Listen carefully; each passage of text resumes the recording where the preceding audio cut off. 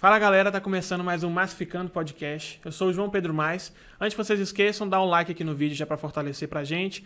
Se inscreve no canal, ativa o sininho pra você seguir tanto esses episódios quanto os próximos, beleza? Hoje a gente tá aqui com a Bárbara Andrade, que ela é psicóloga clínica e psicóloga do trabalho. Oi Bárbara, tudo bem? Olá gente, tudo bem? Prazer em estar aqui com vocês hoje. Muito feliz pelo convite. Acho que vai ser uma tarde bacana aí. A gente agradece por você ter vindo aí. Legal. Então, Bárbara, como é que começa essa história da psicologia na sua vida? Como é que você se interessou por essa área? Onde começou?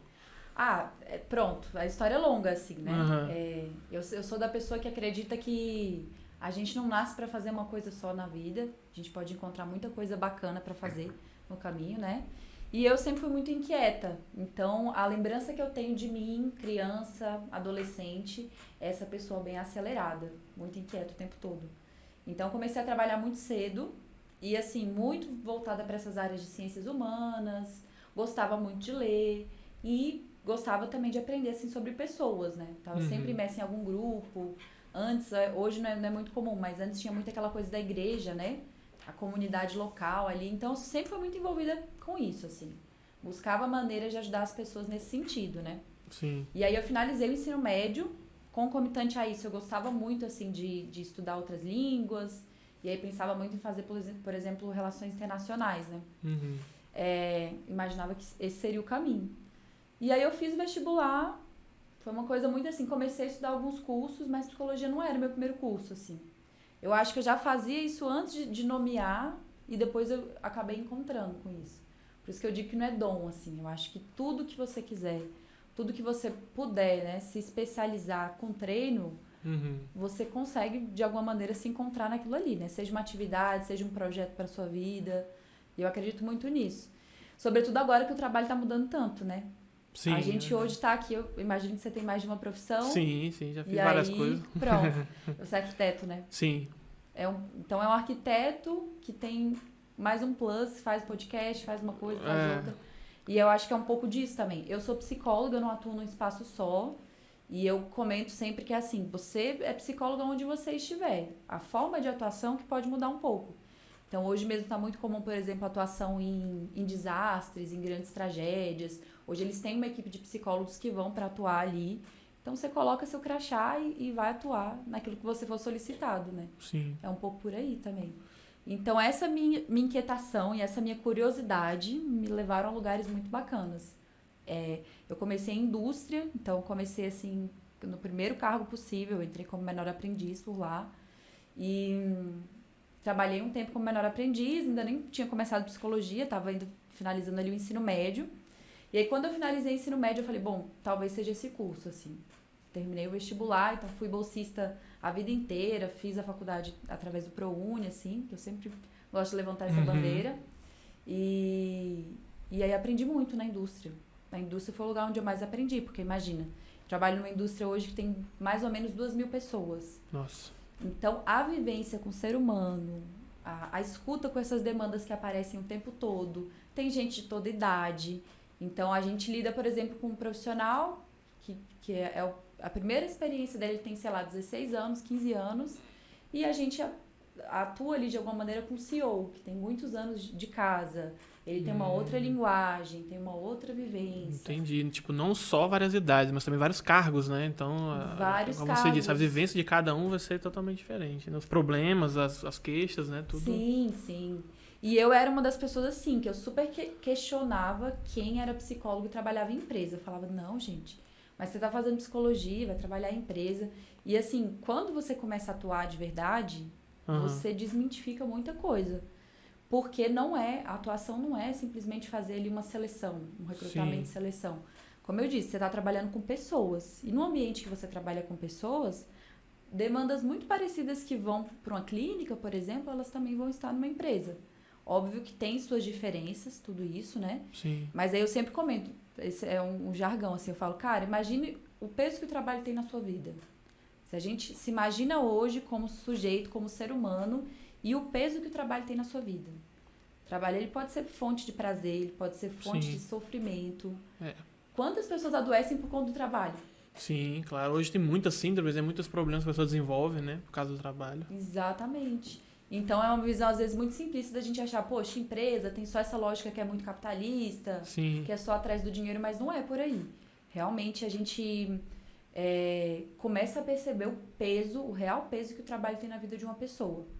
Então, como é que eu faço para tornar aquele ambiente um pouco mais saudável?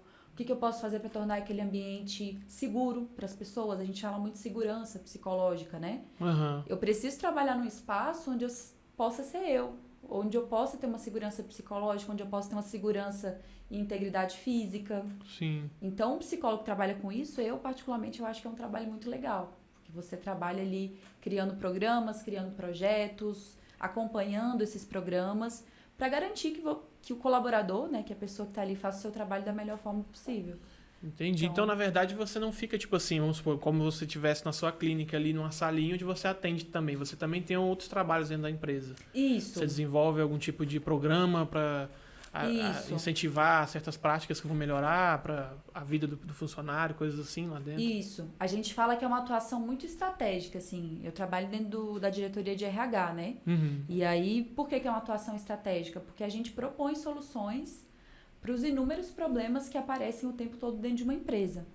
E não são problemas que a gente conhece, né? Se a gente for pensar, eu tenho 8 anos que eu trabalho nessa mesma empresa, né? Sim. As soluções que a gente pensa hoje, para o problema de hoje, elas não servem mais.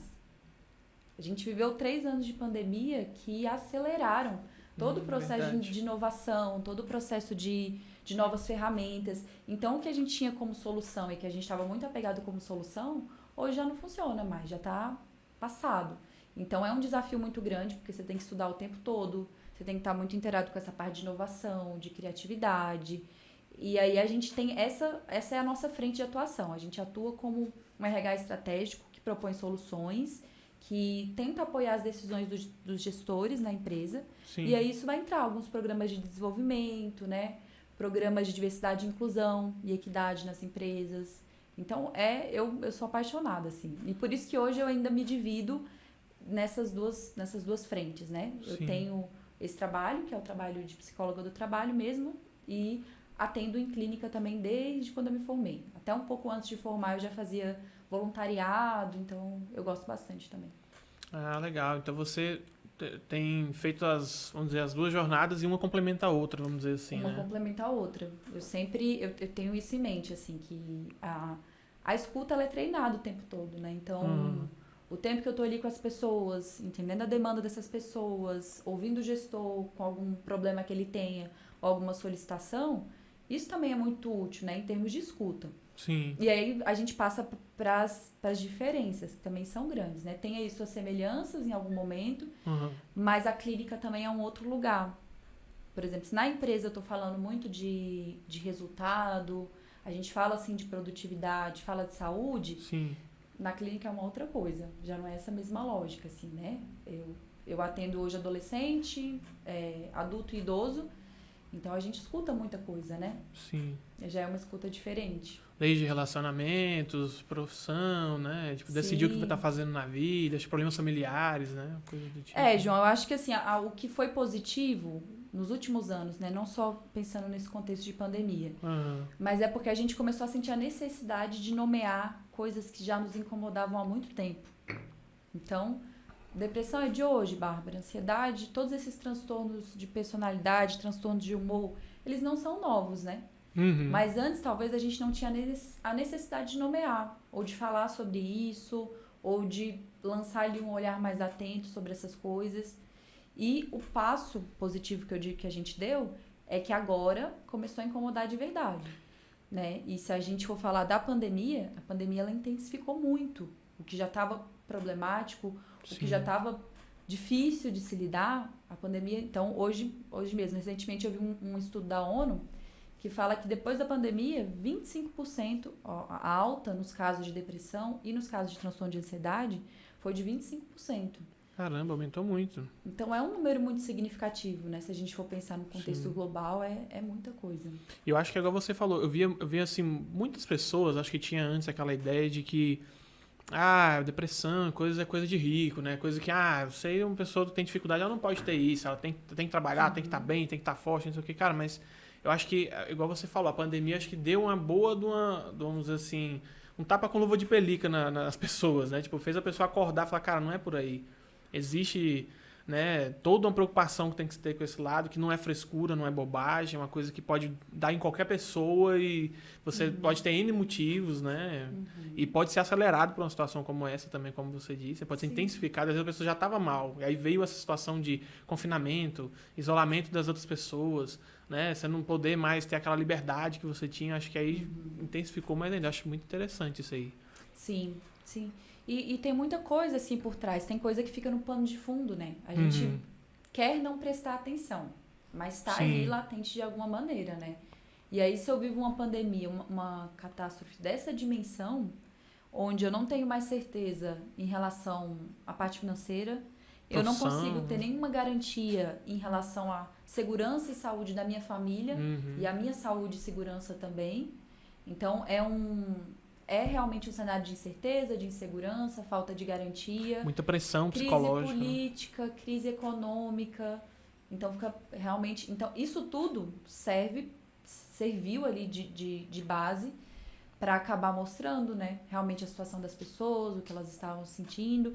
E aí, uma coisa que também é muito importante, que muita gente às vezes não sabe, é que nós que somos profissionais da saúde, nós somos, né, hoje os profissionais que também mais precisam ter cuidado com a própria saúde. Então, eu tenho uma coisa que é quase uma regra pra mim, assim. Sim. Eu e meu supervisor, né, que cuida aqui do meu trabalho. Eu não atendo ninguém se eu não estiver fazendo a minha própria terapia. Se eu não estiver em terapia, assim, eu não consigo me responsabilizar, né, por estar ali à frente desse trabalho, que é um trabalho tão importante, que exige tanta responsabilidade, e acaba que tem muitos profissionais que às vezes deixam essa parte, assim, um pouco de lado.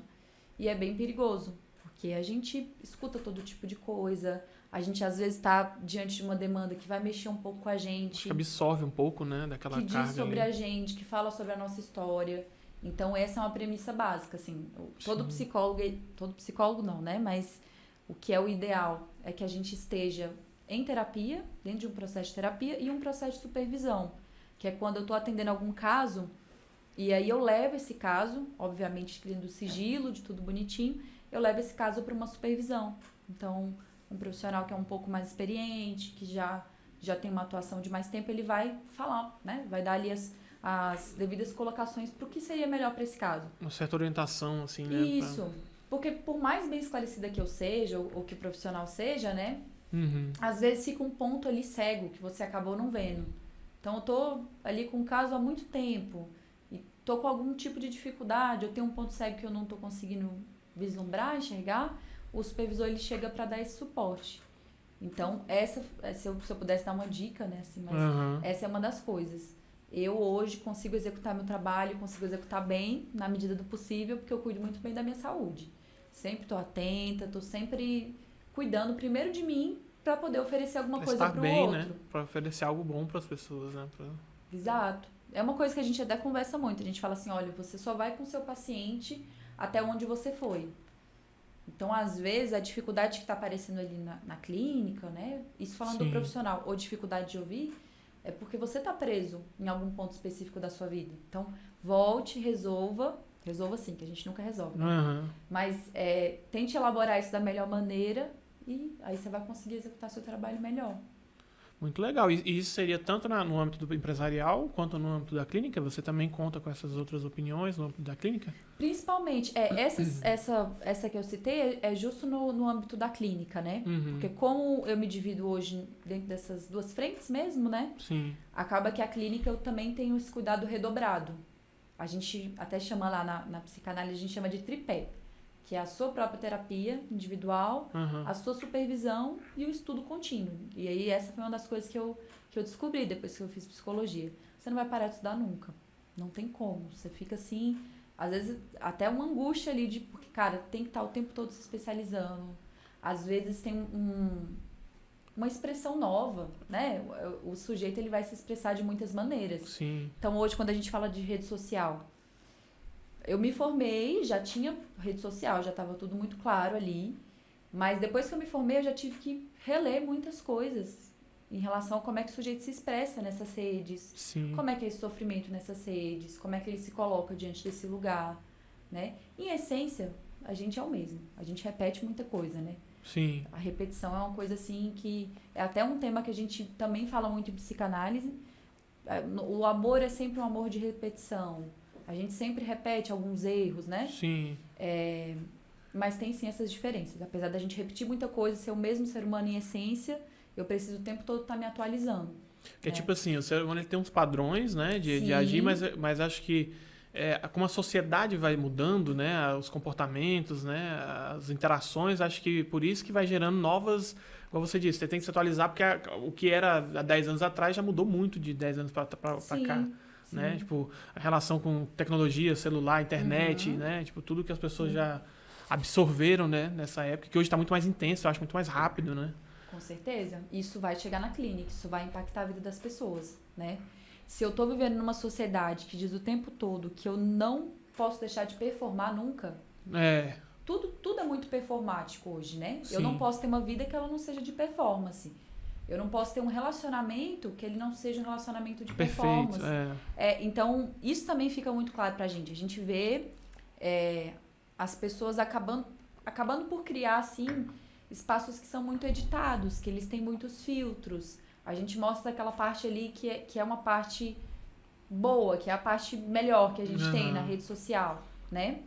Mas qual que é o que é o sintoma disso, né?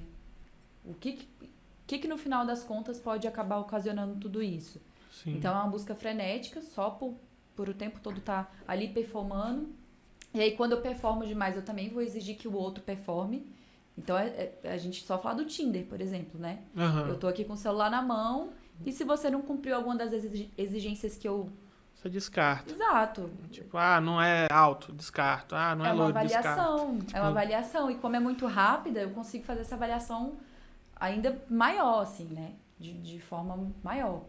Então, a gente faz essa leitura também. Eu não posso simplesmente pegar os meus livros, entrar num quarto e ficar estudando, né, só baseado nesses livros. Eu tenho que fazer uma leitura que a gente chama que é uma leitura sociocultural. Eu o tempo todo tenho que... Onde é que está esse espaço aqui econômico, político, social desse sujeito? Por que ele está assim? Porque às vezes ele está muito mal, mas é por uma questão econômica. Sim. O sofrimento dele, ele nem está vindo, né, de nenhum um diagnóstico de ansiedade ou de depressão. E eu também não trabalho muito com diagnóstico. Na nossa abordagem, a gente não toma o diagnóstico como ponto de partida. Por quê? Né? Se eu começo a te atender e eu começo a te atender de acordo com o seu diagnóstico unicamente, eu estou deixando de atender o João. Entendi. Eu estou atendendo a depressão do João. Você cuida do sintoma e esquece todo o contexto por trás. Isso. Né? Para mim, o mais importante não é o que é a depressão, por exemplo. É como essa depressão é representada para você. Porque se eu perguntar para 100 pessoas, se eu fizer um estudo de larga escala e perguntar para essas 100 pessoas diagnosticadas com depressão, qual o papel dessa doença na vida dela, o que ela sente, apesar de ter os critérios diagnósticos, muita coisa vai mudar. Então, esse é um dos pontos. A gente escuta primeiro você, como sujeito. E aí, obviamente, que eu não vou deixar de prestar atenção, ou não vou deixar de considerar se a pessoa chega com algum tipo de diagnóstico. Mas Sim. é um pouco por aí também. Porque tem algumas abordagens, né, que elas vão acabar por focar em solucionar o sintoma. Eu chego com sintoma como eu chego no médico, né? Eu tô com dor de barriga, com dor de cabeça. Uhum. Ele vai te dar um remédio, ele vai passar algum tratamento pra minar esse sintoma. Cortar o sintoma. Você não vai mais sentir dor de cabeça. Mas a causa do problema, ela vai continuar latente ali. Exatamente. E o que é muito comum, que pode acontecer, é eu mino esse sintoma e ele começa a aparecer de outro jeito na pessoa. Porque às vezes a pessoa reprime aquilo de uma forma e o Perfeito. corpo expressa de outra forma, né? Ou a Perfeito. mente expressa de outra forma, né? Isso é muito comum. Então, a pessoa resolveu um problema que era muito sério pra ela, e aí tempos depois ela aparece com um problema sem razão nenhuma. Então é isso, o sintoma ele acaba se deslocando para um outro lugar. Então lá a gente não trata sintoma, assim, na psicanálise esse não é o foco principal. Então é um trabalho muito de escuta, é um trabalho de responsabilização também, porque eu preciso, o sujeito que é responsável pelo seu próprio desejo, né, ele consegue talvez ter uma vida mais tranquila. Legal. Menos sofrimento. É uma visão daquela questão da psicossomática, né? Que não é só você pensar no negócio, na dor, porque a pele está irritada, mas por quê, né? O que causou isso, né? Sim. É um problema familiar, você teve um trauma, uma coisa assim, né? Alguma perda recente, a pessoa faleceu, você ficou em choque, né? Alguma coisa do tipo, um acidente que sofreu, né? Uhum. Acho bem assim, muito mais, como é que eu vou dizer, humano você olhar dessa forma, né? Sim. Acho que já por muito tempo era muito essa questão, eu tô com dor, toma esse remédio, tô com esse problema, faz isso, passa aquilo, pronto. Aí a pessoa volta pra casa, depois volta pra outra de novo. Exatamente. Esse remédio não funciona pra mim, né? Esse tratamento não funcionou pra mim, às vezes não era. É isso mesmo. E a gente trabalha muito com psicossomática, né? Acaba sendo a base pro nosso trabalho, porque a gente tem que olhar para esse corpo. O corpo, ele também diz muito sobre a gente. E ele, via de regra, ele acaba sendo o principal sinalizador de quando alguma coisa não vai bem. Ele vai expressar de algum jeito. Ele meio que avisa, né? Ele avisa. A gente tem várias vias para tentar reprimir isso de alguma maneira. E óbvio que existem essas estratégias, são estratégias assim defensivas mesmo. Uhum. A gente vai usar a estratégia que a gente tem condições de usar para lidar com aquele sofrimento. Então, uma coisa que é muito importante também é a gente não julgar ninguém. Então, é muito comum a pessoa emitir um julgamento sobre a estratégia do outro. Você não tem que emitir julgamento, né? Sim. Foi o que ele deu conta, foi o que ele teve condições de fazer com aquele sintoma, com aquele sofrimento. Então, é claro que tem gente que vai expressar isso de uma maneira muito sofrida, né? Muito difícil. Vai acabar expressando, né, com excesso de álcool e drogas. Vai acabar expressando de um jeito que atinge o outro também, com algum tipo de violência. Mas é sempre pensar isso. Por que fulano usou essa estratégia, né? O que ele conseguiu fazer? E um processo de terapia bem sucedido, um processo de análise bem sucedido, é para a pessoa talvez recriar essa história. Ela vai começar a observar, e assim, não é fácil, é muito sofrido. Eu vivo falando, gente, é um prego na cadeira, um prego no sapato. Porque você vai começar a observar coisas que você não via antes. Você começa a se responsabilizar e começa, poxa, opa, eu tenho responsabilidade aqui. Tem até uma frase clássica que a gente sempre usa, que é uma frase de Freud, que eu gosto muito, que é assim, qual é a sua responsabilidade na desordem que você se queixa? O que você está fazendo, assim? Qual que é a sua responsa naquilo que você tanto está o tempo todo repetindo, ou reclamando disso, ou porque a repetição é isso, né? Eu, você, todos nós aqui, a gente vai repetir. Isso é básico mesmo, né? Tem até a gente chama de compulsão à repetição. Uhum. Que é isso. O sujeito chega lá pra mim e fala, Bárbara, eu não sei mais o que fazer. Eu faço de tudo, eu tento ajuda. Eu já fui na igreja, já fui em vários lugares, já tentei várias estratégias, mas eu sempre repito esse mesmo erro, ou desse mesmo jeito. Sim. Sabe? E por quê? Tem um sentido. A gente não vai ficar repetindo, porque esse é o ponto. A gente quer ser sempre muito racional. Bárbara, mas não tem sentido. Qual a razão disso? E às vezes não é só razão. A gente não tá falando do lado racional. Sim. A gente tá falando de afeto, de trauma. E aí você pode ser o cara mais racional do mundo. Não vai se sustentar. Você vai ter que lidar com isso. Você vai ter que elaborar esses problemas. Então, assim, é custoso. Tem muita gente que foge. Eu mesmo já fugi de terapia antes de eu me formar. Não, gente, esse negócio é trabalho demais. Eu acho que tem muita gente que eu já vi várias vertentes. Eu vi gente que pensa assim, não, mas aí eu não sou. A pessoa fala assim, eu não sou doido, né, pra precisar de terapia. Sim, sim. Que é um preconceito muito idiota, vamos dizer assim, né? E tem aquela pessoa que também fala assim, não vou porque eu vou descobrir alguma coisa, eu vou acabar vendo alguma coisa, vou acabar Sim. descobrindo alguma coisa que eu não quero saber, né? Tipo E assim, tem realmente um preço, negação, né? Tem um preço, Tem né? um preço. É um preço, eu digo que é um preço altíssimo, e não é só um preço financeiro, porque a gente tem que pagar pela terapia, né? Claro, Isso né? é uma coisa muito importante. Hum. Então, investe-se um tempo, investe-se dinheiro, investe-se energia. Então, é muito custoso. É muito. E tem alguns grupos que eles são realmente mais resistentes, né? Se a gente for pensar, isso tem mudado, ainda bem. Eu sou defensora de que isso tem mudado ao longo dos anos. Uhum. Mas, por muito tempo, os homens não iam para terapia. A gente quase não recebia paciente, né? A gente não recebia homens na terapia. E hoje a gente já vê um processo diferente. Eles não estão esperando chegar no limite do limite, sabe? Sim. Eu vou quando não estiver dando mais conta, quando eu já estiver todo quebrado, com Desesperado, sintoma né? gritando ali, aí eu vou e procuro, busco uma terapia, busco uma análise. Hoje já não é assim. Óbvio que tem muita coisa pra mudar, né? Uhum. Mas é um pouco disso também, né? Eu vou esperar chegar no meu limite do limite? Vale a Sim. pena? Eu vou conseguir controlar também, porque a gente tem muito essa lógica do controle, né? A gente supõe que consegue controlar a nossa vida, que consegue controlar nossas finanças. Então, até digo, quanto mais a pessoa é rígida, quanto mais rígido for esse sistema mesmo, assim, emocional, pior é. Se cobra demais, né? Quanto mais estruturante, quanto mais rigidez, mais adoecida essa pessoa tá. Então, talvez ela tenha mais resistência para começar uma terapia, ela tenha mais resistência para acessar tudo isso que ela precisa acessar de alguma maneira, né? Sim. E é por aí também.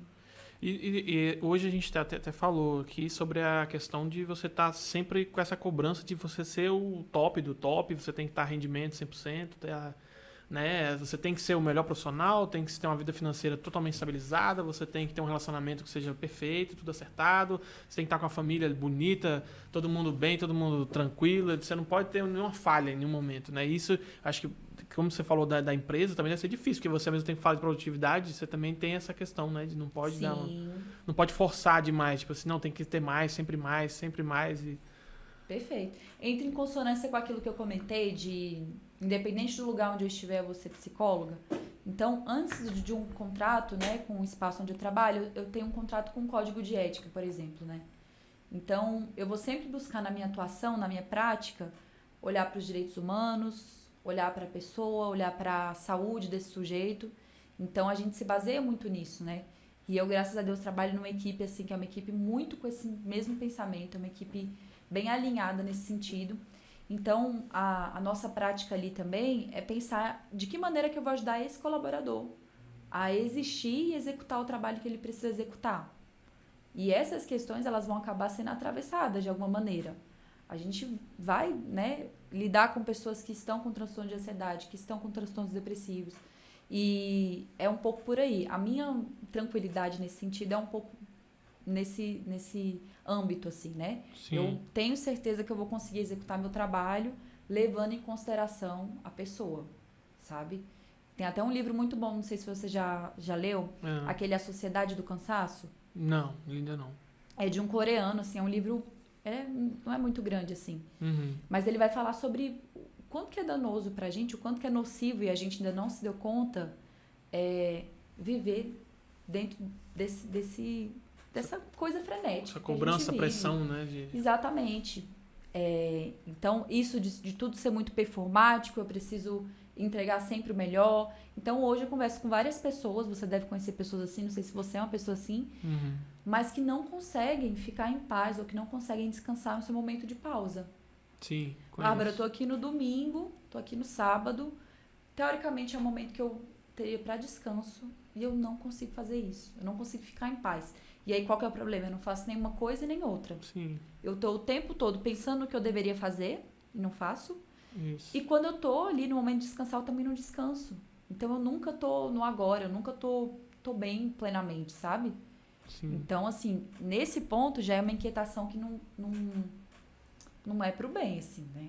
Não é saudável, né? Não é saudável. Porque eu acho que você vai também criando aquela questão assim de, tá, eu vou fazer isso aqui, mas vai ter o dia que eu vou descansar, que eu vou aproveitar tudo, e você fica sempre postergando, né? Esse dia não chega. Esse dia não chega. Eu já vi pessoas que dizem, eu tô aqui trabalhando, já não tiro férias, sei lá, tem 2 anos, tem 3 anos. A pessoa nunca para, nunca interrompe aquele momento nenhum. Às vezes, no final de semana a pessoa tá trabalhando, feriado a pessoa tá trabalhando, aí quando não tem umas férias, sabe? Eu acho que aí que vai mais ainda pra esse encontro, né? Que uma hora não vai ter como aguentar. Você pode Não até se sustenta. manter por um tempo, mas depois, né? Sim, Estoura, né? sim. E sabe qual que é o problema? Fica parecendo que a gente tá o tempo todo com medo de encontrar com a gente mesmo. Sim. Eu tenho que encher minha agenda com não sei quantos to-dos todos os dias, com Uhum. 1000 coisas que às vezes nem tem sentido pra mim, pra eu não parar. Porque às vezes se eu parar, eu vou de encontro com algum sofrimento que tá ali guardado. Verdade. Então, e assim, pra gente, eu até brinco, pra nós, pra gente que atende, nós terapeutas, pra psicanálise, é muitíssimo importante que você tenha ócio. Eu só consigo trabalhar se tiver ócio. Porque assim, quem é que chega pra mim? Tem muito uma onda que fala que hoje a psicologia, né, é para todo mundo, e realmente tem isso, e que as pessoas podem sim se desenvolver e melhorar. Eu também concordo com essa onda. Sim. Mas a pessoa que chega num consultório, ela chega angustiada.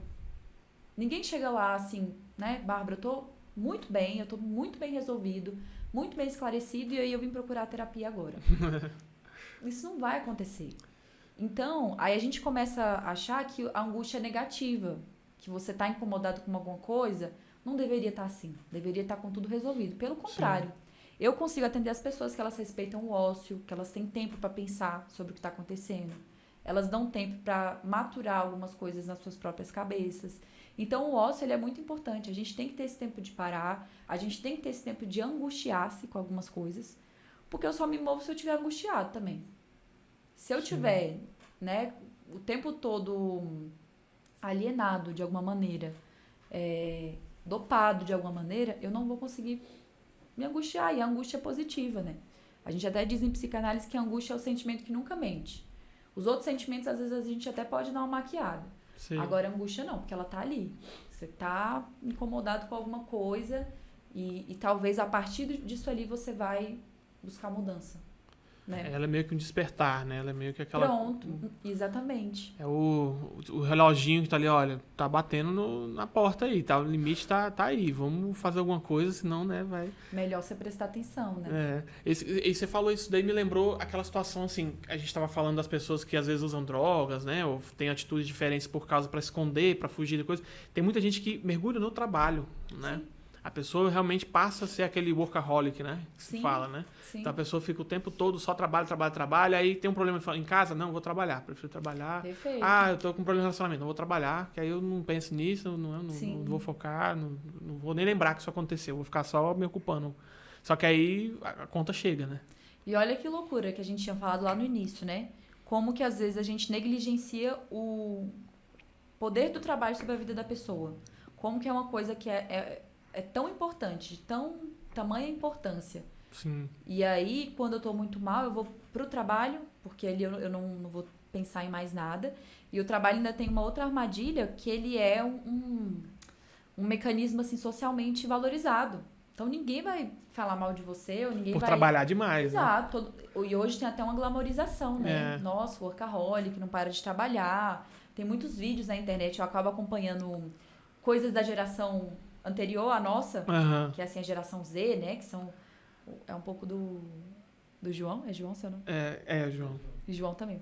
O João com certeza deve saber. Mas tem esses vídeos todos que às vezes eu fico tentando me inteirar pra entender também as demandas de vocês, que são mais novos. Sim. E aí agora tem uns vídeos que são vídeos totalmente voltados pra produtividade. A pessoa acorda e aí ela já malhou 5 horas da manhã. Tem que se Ela acordar já- de madrugada já. Acordou de madrugada, já malhou, já leu 2 livros, já meditou. E você fica, caramba. Aí você fala, não, quando o sol apareceu, eu já tinha feito todas as minhas atividades, já tava pronto pra trabalhar. Tipo assim, como assim? Exato. Aí trabalha 12, 10 horas por dia. E aí você fala, opa, tem alguma coisa errada. Ou eu tô muito distante desse ideal que tá sendo vendido, ou tá todo mundo muito doente, buscando um trem que não existe. Sim. É um pouco por aí, sabe? Os dois extremos, né? Exato. E o trabalho, ele acaba sendo essa ferramenta que é uma faca de 2 gumes. É muito fácil da gente se perder ali, porque ele tem essa valorização social. todo mundo tá valorizando. Agora, então, o trabalho ele é hipervalorizado, né? Ele é quase que o pilar principal da vida das pessoas. Então tem um pouco disso.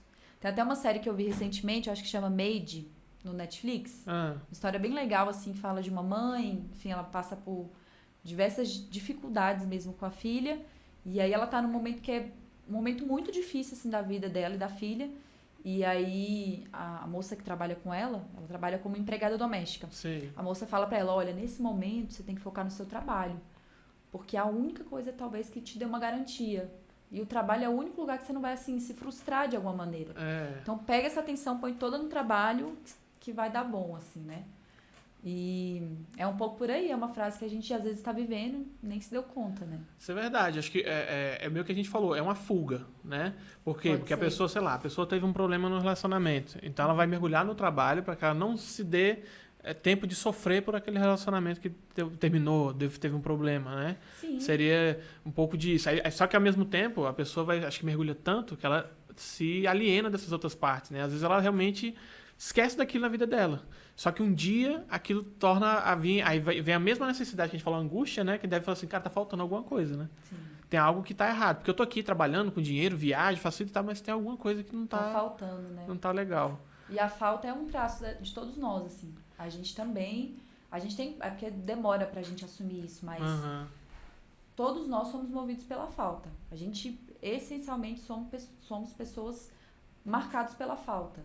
E aí, a gente cria uma ilusão de que a gente um dia vai ser totalmente completo, né? Sim. O meu trabalho vai me completar, a pessoa que eu tô, o meu companheiro, a minha companheira, vai me completar de alguma maneira. Isso não vai acontecer. Eu acho que, eu tenho até um amigo psicólogo que ele fala isso também, ele fala assim, Bárbara, eu sempre uso essa metáfora, assim, com os meus pacientes. E eu falo, cara, esse é dos meus, porque eu também jogo essas frases, assim, de efeito. Ele fala que diz assim pros pacientes, a vida é tipo, é como se fosse um grande fracasso, assim. Você tem que olhar a vida assim. Você vai tentar amenizar as coisas e você vai tentar encontrar um caminho que faça mais sentido pra você. Tem mais chance de dar errado do que dar certo. E quanto mais cedo a gente admite isso, talvez seja um pouco melhor, sabe? Sim. Ele fala assim, eu falei, nossa, mas pesado. Ele fala, pois é, eu falo assim pra pessoa ficar mais tranquila. Porque eu acredito muito nisso. Um terapeuta que é um terapeuta sério, ele não vai te prometer 1000 coisas, ele não vai trabalhar contigo. Tem muitas correntes fazendo isso, né? Sim. De forma um pouco errônea. Você pode tudo, você consegue, você é capaz de... Entende? Que todo mundo vai chegar no sonho mundo. que tem, né? Que todo mundo vai alcançar a melhor posição. Né? Isso. E é um pouco perigoso porque, primeiro que passa por uma prepotência de achar que eu sei o que é melhor pra você. Sim. Lá, eu recebo, né, vários pacientes que dizem, Bárbara, na clínica a gente escuta muito isso, não só de paciente, mas na vida. Eu quero a resposta. Eu tô aqui para descobrir a resposta. Quero que você resolva para mim, né? Resolva. Me dê uma lista aí de coisas que eu preciso fazer ou de atividades que eu preciso fazer para resolver o meu problema, porque eu já tentei muito. E isso é impossível, né? Esbarra assim numa impossibilidade. Então, um processo bem sucedido é assim. Você vai junto com a pessoa, você vai dar a mão para ela, no sentido de vamos junto, vamos tentar aqui de alguma maneira. Obrigada. Mas descobrir um caminho que é seu, com parâmetro seu. Hoje, a maior causa do sofrimento também é porque eu tô o tempo todo preocupado em performar, não só isso, mas assim, trilhar um caminho que não é meu. Eu tô baseado o tempo todo no outro, e aí tem uma coisa da competição o tempo todo, né? Comparação, né? Me comparo. Porque fulano chegou mais rápido, porque fulano tá em um outro patamar. A gente não sabe se fulano tá bem, eu sempre digo isso. A gente não sabe o preço que ele pagou, a gente não sabe o quão adoecido ele está, entende? Então, assim, ou você encontra realmente o que é possível pra você, o que você consegue sustentar e o caminho que é seu, ou a gente vai viver em muito sofrimento, né? Sim. Vai ficar sofrendo por muito tempo ainda. E aí é que entra as resistências também. Eu vejo que muita gente fala uma frase que também é legal, que eu acho que tem a ver com essa comparação que a gente está falando. O pessoal fala assim, você quer comparar a página 240 do cara com a sua página 10, sua página 20. Você está começando, aí você está pensando, pô, mas o cara ele tem isso, ele tem aquilo, ele já conquistou essa posição na empresa, ou ele já tem carro, já tem casa, já tem uma família, e eu tô aqui e não consegui. Cara, mas você tá tipo, em outra parada, suas intenções são outras, esses objetivos são outros, né? Tipo, o seu processo foi outro, né? Pois é, e a gente sempre se apega no si, né? É uma coisa muito frenética isso. Porque olha só, a gente fica apegado nesse si, mas a gente não sabe o quão negativo que podia ter sido se eu tivesse conseguido. A gente fantasia, né? Não, se eu tivesse naquela posição, se eu tivesse, seria muito melhor. Sim. Mas podia não ser. Podia, inclusive, você não conseguir sustentar, porque é muito comum isso acontecer também. A pessoa vai, batalha, quer tanto, investe a vida, investe o sangue. Quando ela finalmente consegue, ela não tem condições de segurar isso, sabe? Sim. E aí, por N motivos, seja porque ela não tem mais saúde pra isso, seja porque não era aquilo que ela queria. E eu ainda vou um pouco mais além, né? A gente tá falando aqui desse âmbito, assim, mais de sociedade, de relações interpessoais entre amigos, né? Sim. Trabalho. Mas talvez uma das principais instituições, né? Que mais vão ter ali foco com a gente é a nossa família, por exemplo. Sim. Então, às vezes, eu tô indo em direção a um desejo, ou em direção a uma coisa que eu quero, não por mim, mas é por uma expectativa aqui das minhas figuras parentais, é do meu pai, da minha mãe. Você. E assim, é muito sutil porque a gente não consegue ver isso. Se a gente conseguisse, não ia existir psicólogo. Ainda mais que você é desde pequenininho, então já se tornou tão natural, né? Que a pessoa não percebe. Como você se apresenta? Eu sempre falo isso. Existe uma maneira que a gente é ensinado a se apresentar para o mundo. Então, isso é clássico. Você chega lá na sua primeira sessão de terapia. Não sei se você já fez terapia alguma vez. Já. Já fez? A primeira sessão é a sessão assim, mais esclarecedora. Porque eu chego me apresentando de uma maneira que às vezes está não só muito distante da realidade, mas é uma maneira meio torta mesmo. Eu tô, às vezes, responsabilizando outras pessoas pela minha queixa. Eu tô, às vezes, falando de outra coisa para não tentar falar do meu problema. Então, a forma como você se apresenta ela é muito importante. E depois que o tempo vai passando, no final de uma terapia ou dentro desse processo, a pessoa ela passa a se apresentar de outra forma, sabe? Então não foi bem assim a história. Me contaram essa história assim. Exigiram de mim desse jeito, mas o que eu tô fazendo diante disso, né? Sim. O que eu faço com o que me aconteceu? É um pouco por aí, né? Sim. Eu vi acho que foi esses dias, acho que foi um outro podcast que eu tava assistindo, e a pessoa tava falando exatamente disso, assim, que às vezes ele via pessoas presas em coisas que às vezes, sei lá, os pais imputaram na cabeça dele que ele tinha que ser de tal maneira, que ele tinha que correr atrás de tal objetivo, e mesmo depois deles morrerem, ele continuava com aquela mesma, tipo assim, é como se fosse uma lavagem mesmo, né? Sim. E, assim, não é demonizando os pais, mas é claro que há casos e casos, acho que pessoas e pessoas, né? Mas existem aquelas pessoas, acho que hoje o pessoal denomina tóxica, não sei nem se seria tão legal dizer assim, mas pessoas desse tipo em qualquer tipo de relacionamento, né? De amizade, tanto homem e mulher, também como familiar também, né? Vai ter do mesmo jeito. Sim, faz todo sentido. E é tão sutil, João, porque assim, se fosse uma coisa que a gente conseguisse identificar facilmente, seria ótimo. Mas é porque às vezes vai se manifestar da forma mais improvável mesmo, né? Sim. Às vezes uma doença que acarreta no corpo, às vezes é um ato falho que a gente chama. Então eu tô errando numa coisa que não faz sentido, mas eu sempre erro nisso aqui. O que esse ato falho quer dizer, sabe? E aí tem um pouco disso, a gente acaba fazendo com essas figuras parentais, que são os cuidadores, né? Não necessariamente um pai e uma mãe, mas os cuidadores. Às vezes a gente faz acordos inconscientes com essas pessoas. Sim. Fiz um acordo inconsciente de que eu só vou ser feliz se eu responder essa expectativa aqui do meu pai. Ou só vou ser feliz se eu, né, estiver no mundo dessa forma que minha mãe esperou. Ou tem o oposto também, que é uma coisa assim, eu preciso ser totalmente diferente dessa família.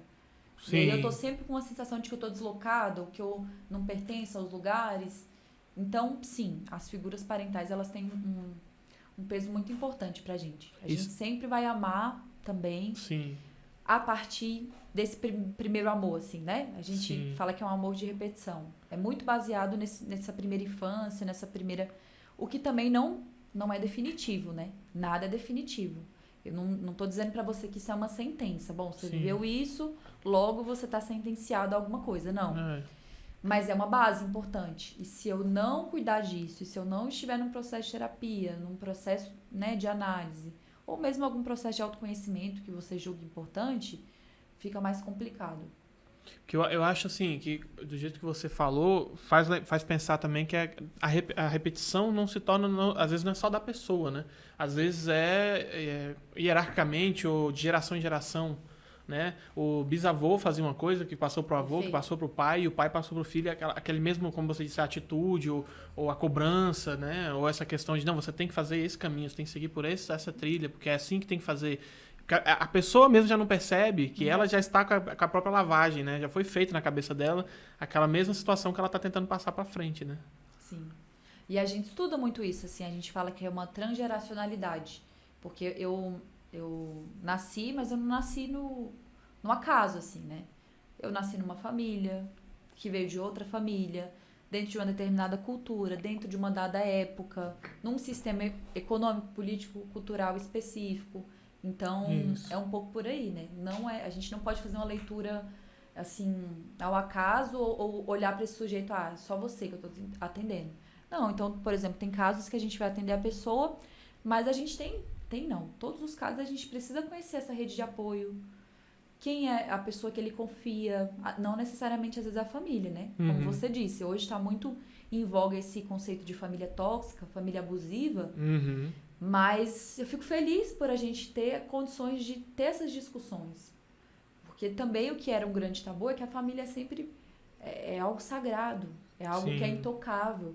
E aí quando a gente começa a investigar, a gente vê que algumas famílias elas são mais prejudiciais que a sociedade, do que um apoio. Ela não vai ser um apoio para a pessoa, ela não vai ser nem um fator de proteção. Às vezes a família é mais fator de risco do que fator de proteção. E assim, demora pra gente admitir, não é uma coisa simples de se admitir, mas agora a gente começou a ter essas discussões um pouco mais, né? Com mais profundidade. Então, é por aí também. Nem toda família é uma família... não é um fator de proteção para as pessoas. De harmonia, né?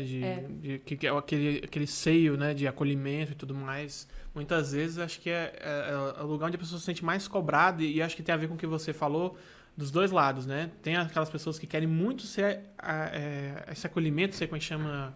Aprovação, né? Querem muito aquela aprovação. Né? A validação. Eu tenho que fazer aquela coisa e, poxa, meu pai e minha mãe tem que adorar o que eu tô fazendo, tem que dizer que tá bom. Se não tiver, a pessoa nunca vai ficar satisfeita. Só que às vezes, é como a gente falou, a visão da pessoa tá baseada em outra época, em outro contexto familiar, em outras coisas. Então, às vezes, tudo que você for fazer nunca vai chegar naquela régua, né, da pessoa. E aí você tá se cobrando em cima de uma cobrança que não é sua, é de outra pessoa. Sim. Ou você quer ser totalmente diferente, né, de algo que você às vezes não compreende o que é, né? Sim. E, de novo, tá se baseando nessa família, nesse seio familiar, de alguma forma, né? Sim. Eu sempre comento, assim, que as relações não são fáceis, né? Se relacionar com qualquer pessoa no mundo, qualquer relação interpessoal, afetiva, ela não é fácil. Mas são nessas relações que são mais íntimas, as relações de maior intimidade, é onde a gente se perde, assim. Porque é muito difícil.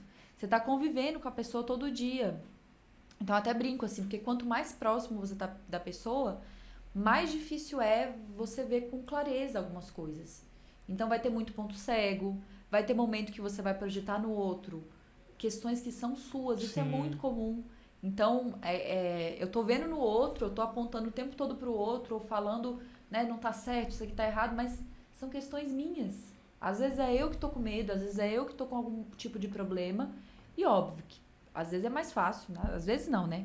É bem mais fácil você projetar fora do que às vezes você reconhecer. Não, vou numa terapia porque, né, tem vários exemplos. Porque eu sou ciumento, ou eu sou invejoso de alguma maneira. Ninguém vai falar isso numa terapia, né? Então, é mais fácil falar que o outro... Então, eu até brinco, assim, essa coisa de reality show é um termômetro perfeito pra isso. Porque, veja, todo mundo senta aqui na sua cadeira com a sua pipoca e eu começo a olhar coisas naquelas pessoas...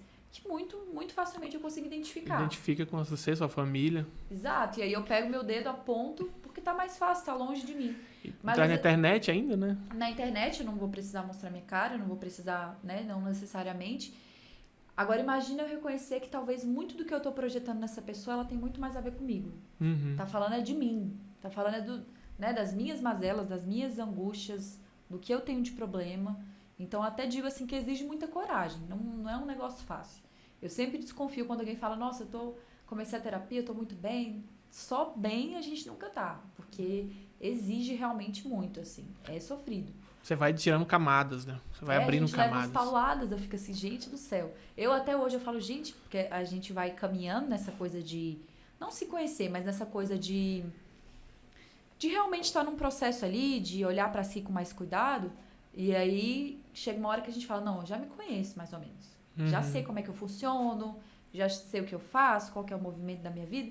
E aí, às vezes, eu tô ali na terapia e eu levo uma paulada e eu falo, gente, não é nada disso, volte 2 casas. Tipo assim, não é por aí. E aí, esse que é o legal também, porque o tempo todo você aprende, né? Sim. A gente nem gosta muito de trabalhar com alta, assim, de prever uma alta pro paciente, porque é um pouco disso, assim. Eu vou conseguindo algumas coisas, eu vou não conseguindo algumas coisas e vai surgindo novas demandas, de alguma maneira, né? Sim. E é muito bom ter um lugar que você possa ser ouvido. Eu acho que eu resumiria tudo aqui que a gente está conversando nessa parte da escuta. É o que eu prego, é o que eu... É a forma do meu trabalho, é a via pela qual eu trabalho. Muita gente trabalha falando, né? O meu trabalho, ele passa por essa coisa da escuta. E que a gente não está acostumado a escutar. A gente acredita que escuta, mas não é o que acontece. E aí, quando eu treino essa escuta, às vezes, quando é uma escuta qualificada, também treinada, ela tem, sim, possibilidade de ter ganhos para as pessoas. Então, assim, Bárbara, hoje a gente tem vários estudos, se a gente pegar... existem muitos artigos e muitos estudos que vão falar sobre os benefícios de uma terapia mesmo, né? Os benefícios a longo prazo. E aí a gente também não pode deixar de dizer que a gente sempre trabalha com as terapias medicamentosas em alguns momentos. Então, também seria muita prepotência de dizer, João, tudo se resolve com terapia. Sim. Não é assim. É muita prepotência quem diz que é assim, né? Não é por aí, não. Então, em alguns momentos, a gente vai, sim, encaminhar pacientes pro médico psiquiatra, por exemplo. Então, em alguns casos, o remédio, sim, ele vem como um suporte importante. Também, hoje, existe uma corrente que é de demonização à medicação, 100%. Medicação, né? A gente escuta de tudo que você imaginar. Mas não é por aí. Tem, sim, uma medicalização da vida, que é todo mundo agora quer tomar uma pílula de alguma maneira para resolver os problemas, mas vão existir os casos que a medicação ela entra como um suporte importante. E aí eu não tenho mais o que fazer, né? Eu não tenho mais o que fazer. E não é toda pessoa também que vai precisar só de terapia. Eu penso sempre muito nisso, né?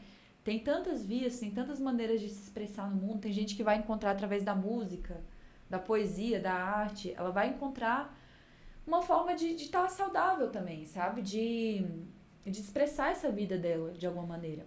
Extravasar, às vezes, energias Exato. que estão ali, né, tensas nela, né? Perfeito. Desejos que a pessoa tem antigos, às vezes nunca realizou, né? Sim, sim. Então, a gente sempre fala de um atendimento e de uma prática que é multidisciplinar. Eu não trabalho sozinha de jeito nenhum. E é uma profissão que é um pouco solitária, assim, também. Porque a gente forma... Geralmente, as pessoas vão trabalhar em consultório e aí é uma recorrência. A gente sempre escuta que psicólogo é muito solitário, assim. Porque se você não tiver um colega ou se você tiver um consultório próprio, você vai viver sua vida lá e é muito perigoso. Porque tem que ter essa troca, né? Então, eu sempre penso num trabalho que é multidisciplinar.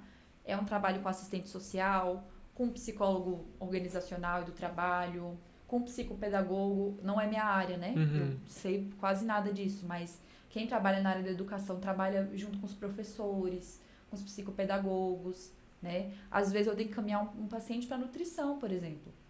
Ele está com uma demanda que também, além de tudo, é uma demanda ali relacionada aos alimentos, a como ele se alimenta, né? Falta de vitaminas e tudo mais. Então, eu sempre procuro ter essa rede, assim, que é multidisciplinar para conseguir levar aí minha clínica. É legal você falar isso aí. Na vez que eu participei de terapias, foi exatamente assim. Na verdade, eu fui para um neurologista. Legal. E no neurologista, ele abriu essa questão para mim. Falou assim, olha, eu não vou te atender aqui só te dando remédio.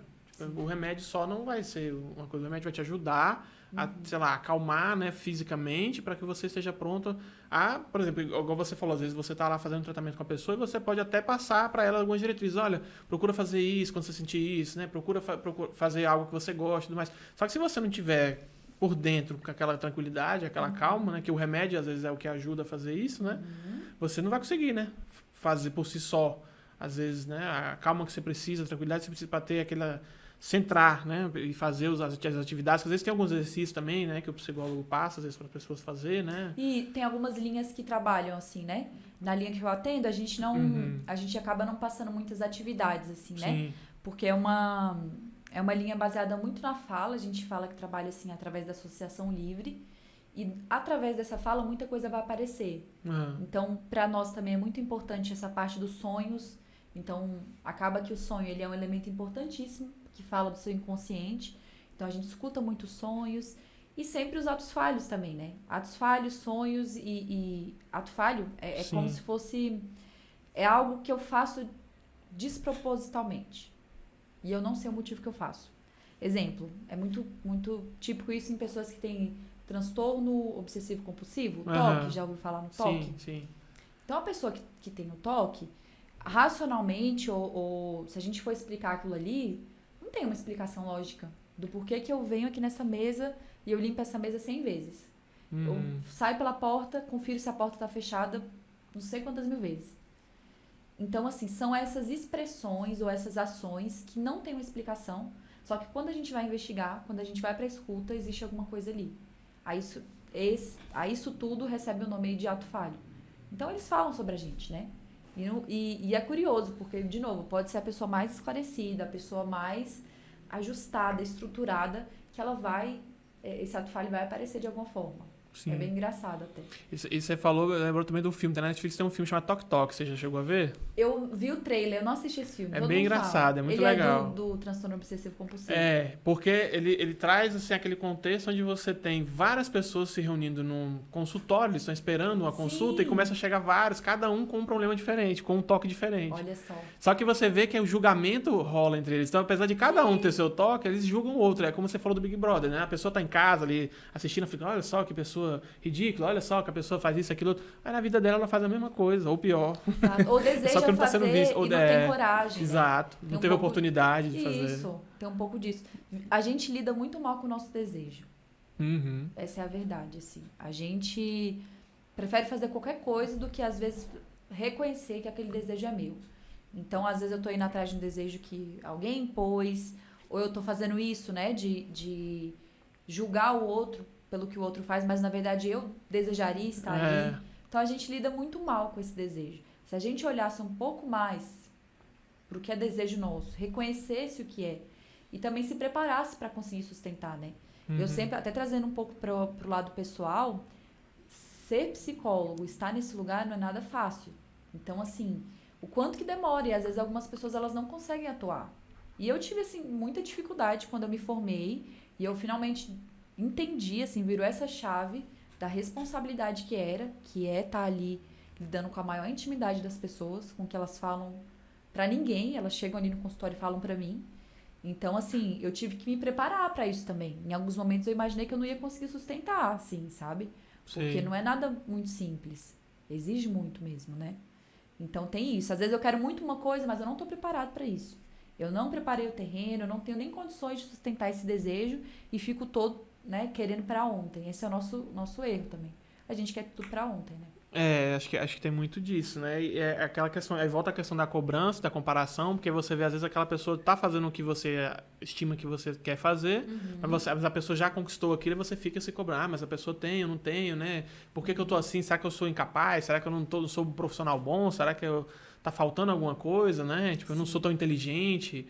E aí eu acho que você falou mais cedo de uma coisa que eu acho assim, interessante, que é você falou assim, que às vezes as pessoas chegam num determinado local e pensando que aquilo era o desejo, era o que ia acontecer. Eu acho que tem muito a ver com aquele amor platônico, né? Acho que tem muito a ver com aquela questão do amor platônico, que é o desejo, eu tenho que ter esse copo. Aí eu pego esse copo e falo, pô, mas esse copo nem é tanta coisa, né? Agora eu tenho que ter essa jarra. Aí vou atrás da jarra, pô, mas nem é tanta coisa, né? Acho que é a mesma coisa, né? A gente passa, às vezes, a vida correndo atrás do perfeito, do santo grau e nunca acha nada, né?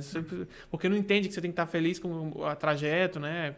Perfeito. Viver de verdade. Acho que a pessoa nunca consegue viver o presente também, né? A pessoa fica sempre pensando no que vai vir, no dia que for realizar aquela determinada coisa. Sim. E olha como é perigoso, né? Imagina você basear a sua vida inteira só no que você deveria ter ou deveria ser. Primeiro que é um ideal inalcançável. Isso vai te trazer muita frustração o tempo todo. Porque você está sempre com a mão levantada, tentando ir em direção ou pegar, né, aquilo que você não tem. Quem vive assim, né? Porque, na verdade, esse ideal, ele nunca vai ser alcançado. A gente até brinca, a pessoa que alcançou esse ideal, que ela conseguiu tudo, ela morreu. Ela só não sabe, mas ela já morreu. Sim. Porque existe, sim, é saudável que a gente busque coisas, e que a gente caminhe, e que a gente se movimente em busca de coisas importantes pra gente, ou que faz sentido pra gente, mas eu não posso tornar aquilo a meta da minha vida. Ou eu não posso tornar aquilo inquestionável o tempo todo, sabe? Sim. Então, um pouco disso. E tem até uma frase, você falou de amor platônico, né? Como são bonitos os amores que a gente não vive, assim, né? Uhum. O que não acontece, o que tá nesse campo da fantasia, é perfeito, porque eu não vivi. Sim. Então, por isso que tem muitas pessoas também que elas vão se relacionar só nessa primeira etapa, que é a etapa ali do apaixonamento, você conhece a pessoa, tá tudo ótimo, vocês têm muitas coisas em comum, faz sentido estar com aquela pessoa, a pessoa te faz bem. Passada essa fase, que é do apaixonamento, Sim. muito dificilmente a pessoa vai querer continuar ali. Porque, opa, as minhas fantasias aqui foram desfeitas. Eu tô vendo que a pessoa não é isso tudo, ou que a pessoa tem vários defeitos, ou que a pessoa nem sempre vai concordar comigo. É. Ela tem sua vida também, ela tem suas demandas também. Então isso é muito comum. É possível viver assim? Muita gente vive assim. Mas é uma coisa que a gente tem que se questionar. Esse é o modelo de vida que eu quero pra mim? Faz sentido pra mim? Né? Então, passa um pouco por aí. Eu acho que não é nem o fato da relação ser duradoura ou não. Mas é disso. Relação é investimento. Sim. Você tem que investir. Mesma coisa da terapia. Você, via de regra, investe ali, né? Sim. E também não é fácil. Vai te demandar muita coisa, vai te demandar... E eu acho que é um espaço também onde você se conhece também. Por quê? Imagina, né? Igual eu conversava com uma amiga há um tempo atrás, assim, há um tempo. A gente falando como na pandemia a gente ficou muito isolado mesmo, né? Muitas empresas adotaram ali o esquema de home office, onde eu trabalho, a gente acabamos trabalhando por home office, porque é bem indústria, assim, né? Sim. Mas aí a pessoa, ela passou quase 3 anos em casa, sozinha, com os amigos. Se afastou desses amigos também.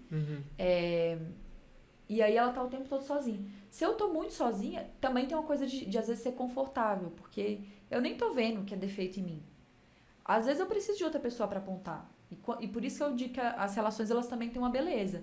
Porque se você tá, não necessariamente um parceiro ou uma parceira afetiva. Sim. Mas quando tem mais pessoas juntos ali de você, ela, se for seu amigo de verdade, ou ele, se for seu amigo de verdade, ou seu parceiro de verdade, vai apontar quando você estiver fazendo alguma coisa errada. Te dá um toque, Cara, né? não tá legal isso aqui. Ou, velho, você tem que melhorar nisso aqui. Então a gente precisa muito desse termômetro do outro. Ninguém é tão esclarecido assim pra, de novo, eu me resolvo, eu não preciso me relacionar com ninguém. Autossuficiente, né? E tem uma onda que é assim agora. As pessoas preferem o tempo todo ficarem sozinhas, único e exclusivamente sozinhas. Porque é um pouco disso. E aí a gente até tem um termo também na psicanálise que a gente chama de alteridade. Que é esse outro que o tempo todo também, ele é importante pro meu processo de desenvolvimento. Né? Ele vai ver coisas que eu não consigo ver. Às vezes ele também vai evocar coisas em mim que eu não veria se eu não tivesse uma pessoa, sabe? Sim. É um pouco por aí.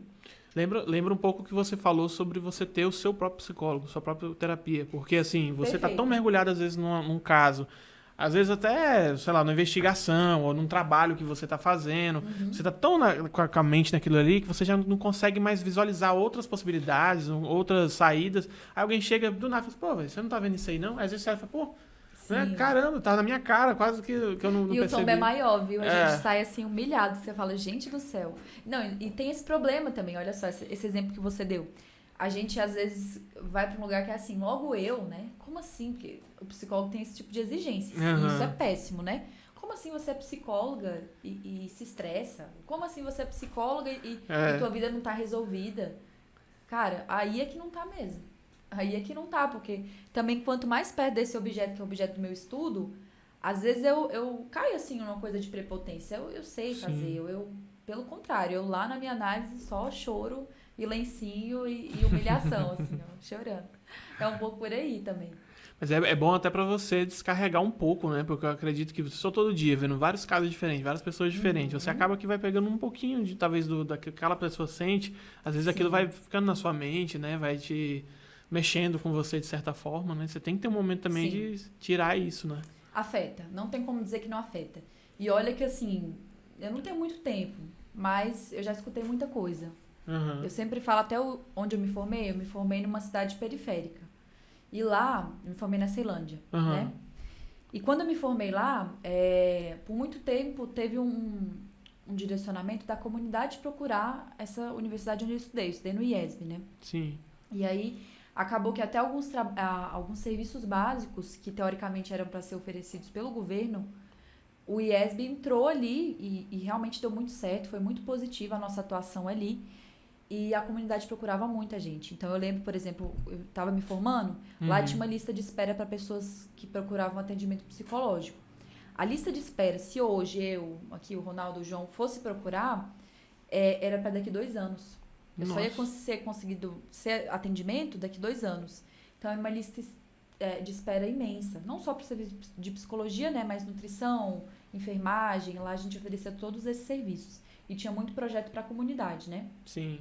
Então, por eu me formar lá, e hoje eu agradeço muito por ter me formado lá, eu tive acesso, assim, com muitas pessoas, assim, né? A gente acabou oferecendo o nosso trabalho para várias pessoas ali. Pessoas com os níveis mais diferentes, assim, não só de estudo, assim, nada disso, mas com histórias mesmo, que você fica um pouco impressionado. Você fala assim, cara, como é que essa pessoa viveu tudo isso? Sim. E ela tá aqui, e ela tá, de alguma maneira, se esforçando para estar numa terapia. Então, é até curioso, porque essas pessoas, talvez, que tinham umas histórias que mais mobilizavam, as histórias mais difíceis, eram as pessoas que nunca faltavam. Ou as pessoas que nunca atrasavam de jeito nenhum. Eu tinha mesmo uma pessoa que eu atendia que ela morava muito distante da universidade, muito, assim, ela morava, acho que em São Sebastião, e ela ia, assim, era a pessoa que chegava mais cedo. Então, assim, deu para sentir, de fato, a necessidade dessas pessoas, o quanto que a gente está adoecido em muitos níveis, e aí eu falo adoecido em termos de sociedade, né? Em algum momento todos nós falhamos aqui, né? Não só o governo, mas todos nós falhamos em algum momento porque as pessoas estão muito debilitadas, né? Estão muito comprometidas. Sim. Então, eu acabei tendo essa vivência antes de eu me formar. Um pouco antes de eu formar, porque a gente faz estágio nos últimos anos, assim, né? Principalmente no último ano é que a gente faz estágio prático. Mas antes desse estágio, eu fui voluntária também no CVV, não sei se você já ouviu falar. CVV, sim, já ouvi falar. Que é o Centro de Valorização à Vida aqui no Brasil, né? E aí, em vários locais ao redor do mundo, tem centros parecidos com esse, né? Recebem outros nomes, mas o objetivo ele é muito semelhante, que é de oferecer essa escuta, que é uma escuta sem julgamento, e, em contrapartida, né? Com isso, prevenir também o suicídio. Então, também já ouvi muita coisa, também me deu esse know-how, assim. Não é um know-how, a gente sempre aprende, mas acabei tendo contato com bastante coisa. E ainda assim, eu acho que eu não sei nada, assim. Sim. Eu me formei no início de 2020, fui voluntária no CVV em 2019, então tem uns aninhos aí de estrada de clínica, mas a gente aprende muito. Então, se eu tenho, por exemplo, meu supervisor ele tem 10 anos de atuação, a psicóloga que me atende tem muito mais de 10 anos, e ainda assim a gente escuta coisas parecidas, né? Sim. Todo dia eu aprendo, todo dia eu tenho que me questionar, todo dia eu tenho que me preparar para estar ali. Eu nunca vou estar ali de qualquer jeito, assim, me preparei, tô aqui atendendo a pessoa. É diário mesmo, assim. E tem uma série até muito boa, acho que tá na GNT. Na Globoplay, que chama Sessão de Terapia. Você já assistiu? Essa ainda não. É com o Selton Mello. Não, ainda não vi, mas muito acho que já boa, vi o trailer. Gente, assistam Sessão de Terapia, muito boa. É. O Selton Mello dirigiu essa série e ele também, em alguns momentos, atuou nessa série como psicólogo, né? Sim. A série não é brasileira, assim, é uma série israelense, mas eles fizeram a adaptação aqui pro Brasil. E é muito legal, porque eles, acho que são 5 temporadas, se não me engano, mas em cada uma das temporadas eles mostram as histórias ali, eles mostram a atuação do psicólogo, aí depois mostra o psicólogo indo no supervisor dele, ou na própria terapia dele. Mostra um pouco disso também, que o psicólogo é a pessoa talvez que mais precise ali de acompanhamento, de apoio. E agora na última sessão está sendo com o Rodrigo Santoro também. Então está sendo também o Rodrigo Santoro. Bem legal, assim, legal. Gente. E fala sobre temas muito atuais, assim, né? Amor, maternidade, envelhecimento, que é uma coisa que a gente está deixando de falar, é uma coisa importantíssima. Maternidade, né? Suicídio também, que é um grande tabu. Então, a série fala sobre tudo isso, assim, uma série muito boa. É interessante, os dois são dois atores muito bons, né? Eles são. Com certeza deve estar bem bacana. Também vou procurar pra assistir, né? Eu tinha visto realmente o trailer, eu lembro de ver o trailer, mas eu não cheguei a assistir. Bem Mas agora eu fiquei curioso pra ver. Bem legal. Lá tem, assim, eu falei de envelhecimento e lembrei disso, porque é um dos temas que sempre me tocaram muito, assim, né? Eu não atendo criança hoje, assim, não direcionei minha atenção pro público infantil, então eu tô na clínica ali mais com um adolescente, adulto e idoso. E com aquele projeto que eu comentei no início contigo, né? Sim, que é sim. essa atenção e escuta para brasileiros que estão fora do país. É uma causa, assim, para mim, muito importante. Hoje, meus pais, eles estão fora do Brasil, né? Eles são imigrantes lá em Portugal. E por ouvir tudo isso, eu tenho muita gente na minha família também que é imigrante, né? A gente até brinca um pouco que é uma família meio de cigano, assim. Se eu perguntar, em cada país tem alguém da minha família, assim. Eles não são muito de ter muitas raízes. E aí, por ter essa causa tão viva e tão próxima a mim, eu comecei a oferecer a minha escuta também para esses brasileiros que estão fora, né? Então, hoje eu tenho pacientes em Portugal, pacientes na Califórnia, que é uma escuta muito diferente. É uma pessoa realmente que, além de estar vivendo tudo que a gente está vivendo, ela está passando por uma grande adaptação, que é sair do seu lugar de origem, do seu país de origem. O choque cultural, né? O choque cultural, as adaptações em relação à rotina, à vida. A sociedade é diferente, tudo, né? Muda muita coisa. Então, é um pouco por aí. E aí eu falava do envelhecimento, antes de entrar nisso. É uma causa também que sempre me mobilizou de alguma maneira. Porque a forma como a gente olha para o idoso e a forma como a gente se relaciona com essas pessoas e se relaciona com o nosso próprio envelhecimento é uma forma muito adoecedora, assim. Eu diria, assim, que não vai dar bom também, né? Que bom que a gente está começando a discutir isso também, porque primeiro que ninguém quer envelhecer. Concordo. A gente vê muito pessoal cheio de procedimentos, né? A gente quer retardar tudo que a gente puder fazer em relação... A gente não quer lidar com o fato, eu nem diria que é do envelhecimento, mas é com o fato que a gente vai morrer. Que é finito. Pronto, a morte existe essa certeza, né? Eu lia também um livro há um tempo que chamava... Eu li há umas semanas atrás, que até um título engraçado. Eu tava com um livro na mão, todo lugar que eu ia as pessoas ficavam, gente, que livro estranho. O livro é todo coloridinho, a capa. Mas o título do livro é assim, ó. A morte é um dia que vale a pena viver. A morte é um dia que vale a pena viver. Aí, onde eu ia com esse livro, pô, gente, que menina estranha. Mas é lindo o livro, é de uma médica que trabalha com pacientes terminais, ela trabalha com pacientes que estão nesse estado mesmo terminal. E ela o tempo todo tá lembrando, o livro é um lembrete sobre a vida, assim. Ele não tá falando sobre a morte, né? Mas ela conta o que ela aprendeu com esses pacientes terminais. E é uma escrita muito sensível, assim, ela fala em primeira pessoa, tudo que ela sentiu, as dificuldades e tudo mais, mas ela também diz sobre essa negação. Sempre que ela aborda esse tema, ele acaba sendo um grande tabu também. A gente vive como se não fosse morrer. Se não tivesse amanhã, né? A gente vive como se isso fosse uma ilusão, como se não fosse acontecer. E também é motivo de muito sofrimento. E a gente consegue ver também nessa coisa do envelhecimento, nesse processo de envelhecimento, o quanto que ele é diferente em relação ao gênero, o quanto que ele é diferente em relação à idade, em relação ao gênero e em relação ao local, porque envelhece-se de formas diferentes dependendo do país onde você envelhece, né? Então tem muita pesquisa mostrando isso, tem uma pesquisa muito legal também que fala sobre o envelhecimento, é até uma brasileira que fez essa pesquisa, ela fala sobre o envelhecimento de pessoas que moram no Brasil e de pessoas que moram na Alemanha. Ela pegou um grupo de pessoas, um grupo de mulheres, na verdade, e ela foi abordar a temática de envelhecimento, né? Mais nesse âmbito psicológico, âmbito de linguagem. Interessante. E aí ela ficou muito impressionada como que tá em um outro lugar essa coisa do envelhecimento. Por exemplo, aqui, as mulheres no Brasil, elas acabam preconizando e valorizando muito se eu envelheço bem esteticamente, né? A aparência, né? É o país que faz mais procedimento estético no mundo hoje. E aí, essa foi uma das coisas que ela percebeu. É muito sofrido para as mulheres aqui se elas... E olha a pressão disso tudo, né? Porque isso não vem do nada. E aí ela pegou essa amostra de mulheres na Alemanha e ela viu que não era isso por lá, assim. Elas estavam muito mais preocupadas não em ter uma família necessariamente, ou não em conseguir unicamente ter os filhos ali, né? Uhum. É uma diferença muito grande cultural. Então, é olhar para esse sofrimento que é diferente em cada um desses países também, mas que esse tema envelhecer, eu acho que tem muito pano para manga, porque a gente vai ter que falar disso, é uma urgência. A gente vai ter que falar sobre cuidado dessas pessoas, porque a sociedade está envelhecendo. Sim, E aí ninguém está pensando no cuidado, de como é que vai ser. Ontem mesmo a gente estava falando disso, numa reunião que a gente foi, eu e meu namorado. Porque é isso. Aí envelhece alguém da família, ninguém se preparou, e também o sofrimento que é para a pessoa que cuida. Sim. Porque às vezes o cuidador ele é exigido e ninguém olha para o cuidador, né?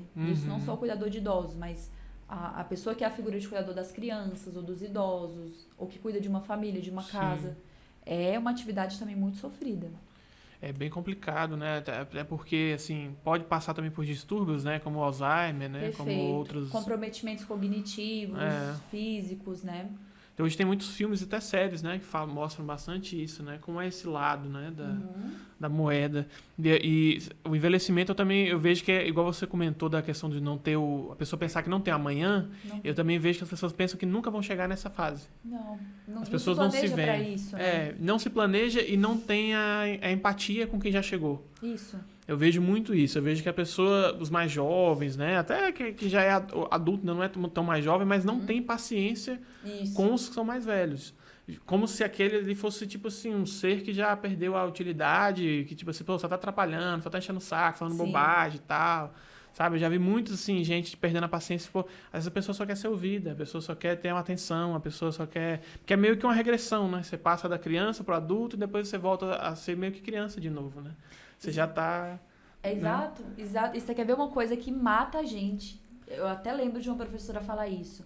Que é assim, a gente fazia grupo com idoso, e aí quem ia, né, coordenar o grupo ou estar ali com os idosos, eles começavam a falar com os idosos com vozinha de criança. Assim, sabe? Então, olha a loucura que é isso. A gente começa a achar que, não só que a pessoa virou criança, mas assim, eu tô num nível diferente desse idoso. Então, isso é muito preocupante, porque é como se a gente negligenciasse. Ele é uma pessoa, gente. Ele tá numa etapa que já é uma etapa já é a etapa final, talvez, do seu ciclo de desenvolvimento, mas quem diz que muita coisa não pode acontecer? Então, assim, porque a pessoa vai viver 10 anos ou mais 20 anos, então eu deixo de me preocupar com a qualidade de vida daquela pessoa. Não é por aí. Se ela vai viver 10 anos, que seja 5 anos, 1 ano... que seja uma vida de qualidade, que ela consiga usufruir o máximo que ela puder, né? Que ela possa ser ela mesma. Então, eu tinha uma professora que ela super brigava com a gente, assim, olha, vocês vão tratar idoso, vocês vão atender idoso, vão fazer terapia com idoso, para de tratar eles com vozinha de criança, né? Aquilo ali é um sujeito que também tem suas responsabilidades, que ele também em vida, tem uma história, né? E aí a gente até usa, assim, uns termos de melhor idade, com medo de falar do envelhecimento. Não é envelhecimento, é velhice. E como é que eu também estou me preparando para essa velhice? Sim. Né? Porque o tempo todo vai apontar pra gente também. Diz que a gente não tá se preparando de alguma maneira. E eles têm uma sabedoria, né? Eles têm uma vivência que às vezes pode ajudar tanto, né? As pessoas. Se eu prestasse a ouvir, que é uma coisa que você comentou das pessoas não quererem ouvir, você falou que trabalha muito isso e realmente é notável, perceptível, assim, qualquer lugar que você vai, qualquer âmbito que você tá, e você vê que as pessoas perderam esse hábito de ouvir mesmo, de escutar, porque você sempre chega, olha, eu tô com um problema, a pessoa, você não imagina o meu é bem maior, porque o problema é que é verdadeiro, é que é problema, é que é sofrimento, o seu nem é tanto, então você vê, cara, como assim, já virou uma competição, já virou uma comparação, a pessoa nem me ouviu, nem terminou de entender meu problema, já tá, tipo, é difícil você encontrar, né?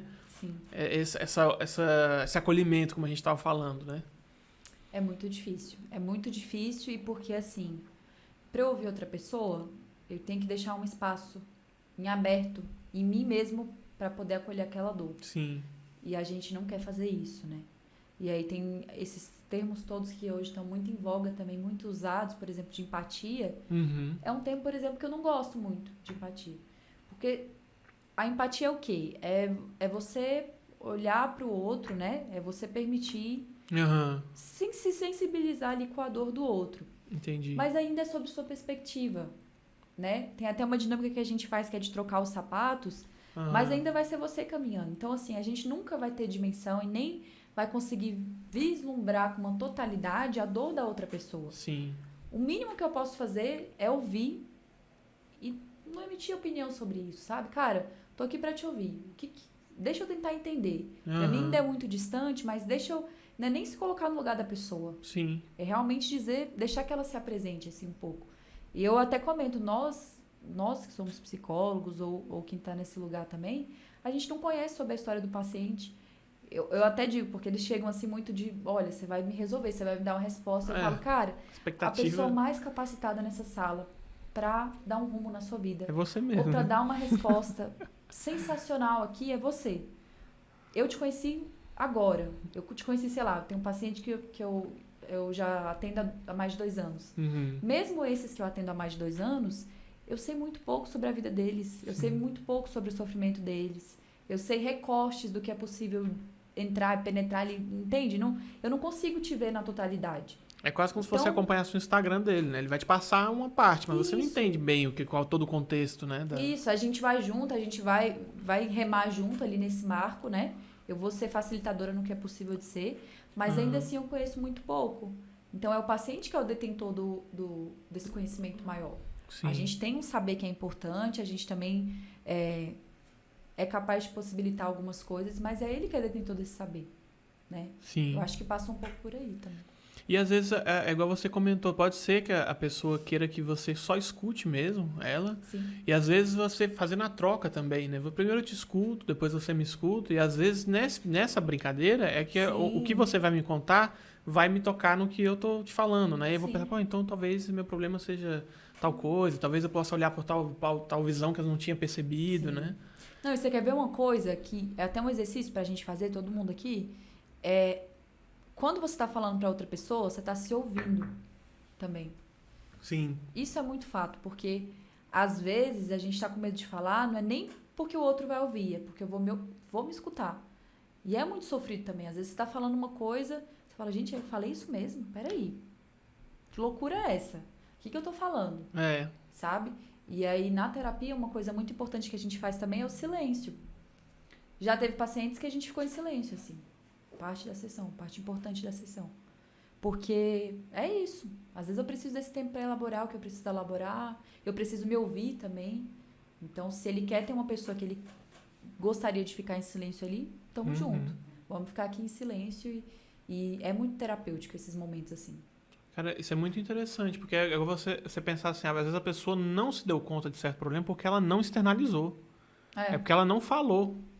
Porque ela não falou sobre isso. Tipo assim, às vezes ela tem tanto negócio, como você disse mais cedo, a convicção. A culpa é do fulano, porque o fulano que tá fazendo isso com a minha vida, fulano que me atrapalha, fulano não sei o quê. Mas às vezes eu tô dando pra ele essa oportunidade de... Eu que faço, ele fala pra mim fazer uma coisa, eu vou e faço. Tipo, eu poderia dizer, não vou fazer, né? Tipo, não é assim. Mas eu dou essa autoridade pra pessoa, porque sou eu que tô fazendo, né? Então, assim, é engraçado como o ser humano tem, como você disse, a tendência, né? De falar assim, é mais fácil dizer, a culpa é da pessoa, a culpa é da sociedade, a culpa é de não sei quem, mas nunca é minha. Sim. Nunca sou eu. A gente começa sempre assim, a terapia, assim. A pessoa vem com uma queixa, né? Ela nem vem vem com sintoma, mas principalmente com uma queixa. Ela tá se queixando. Sim. Para ter essa virada de chave, que é da queixa realmente pra demanda, né? Ou demora um pouco, porque eu venho me queixando de várias coisas. Às vezes eu venho falando, né, enfim, do governo, da minha situação atual. Então a pessoa fica ali. Tem gente que demora até reconhecer o real problema mesmo, né? Que às vezes, é igual você falou, depende muito dela, né? Depende. Então às vezes ela vai ficar falando muito tempo, é porque é isso, é fulano, é Beltrano, é situação, é isso, aquilo. Até que o dia que ela fala, mas acho que sou eu, né? Sim. Acho que fui eu. Que a gente tá comentando, às vezes quando ela começa a falar, que ela se ouve mesmo, né? De repente você fala assim, olha, o que eu tô falando, cara? Eu tô falando que a culpa é da pessoa, que eu fiz isso. Né? Acho que meio que sai um véu, né, da frente da pessoa, né? Às vezes acho que é tão automático no dia a dia, né?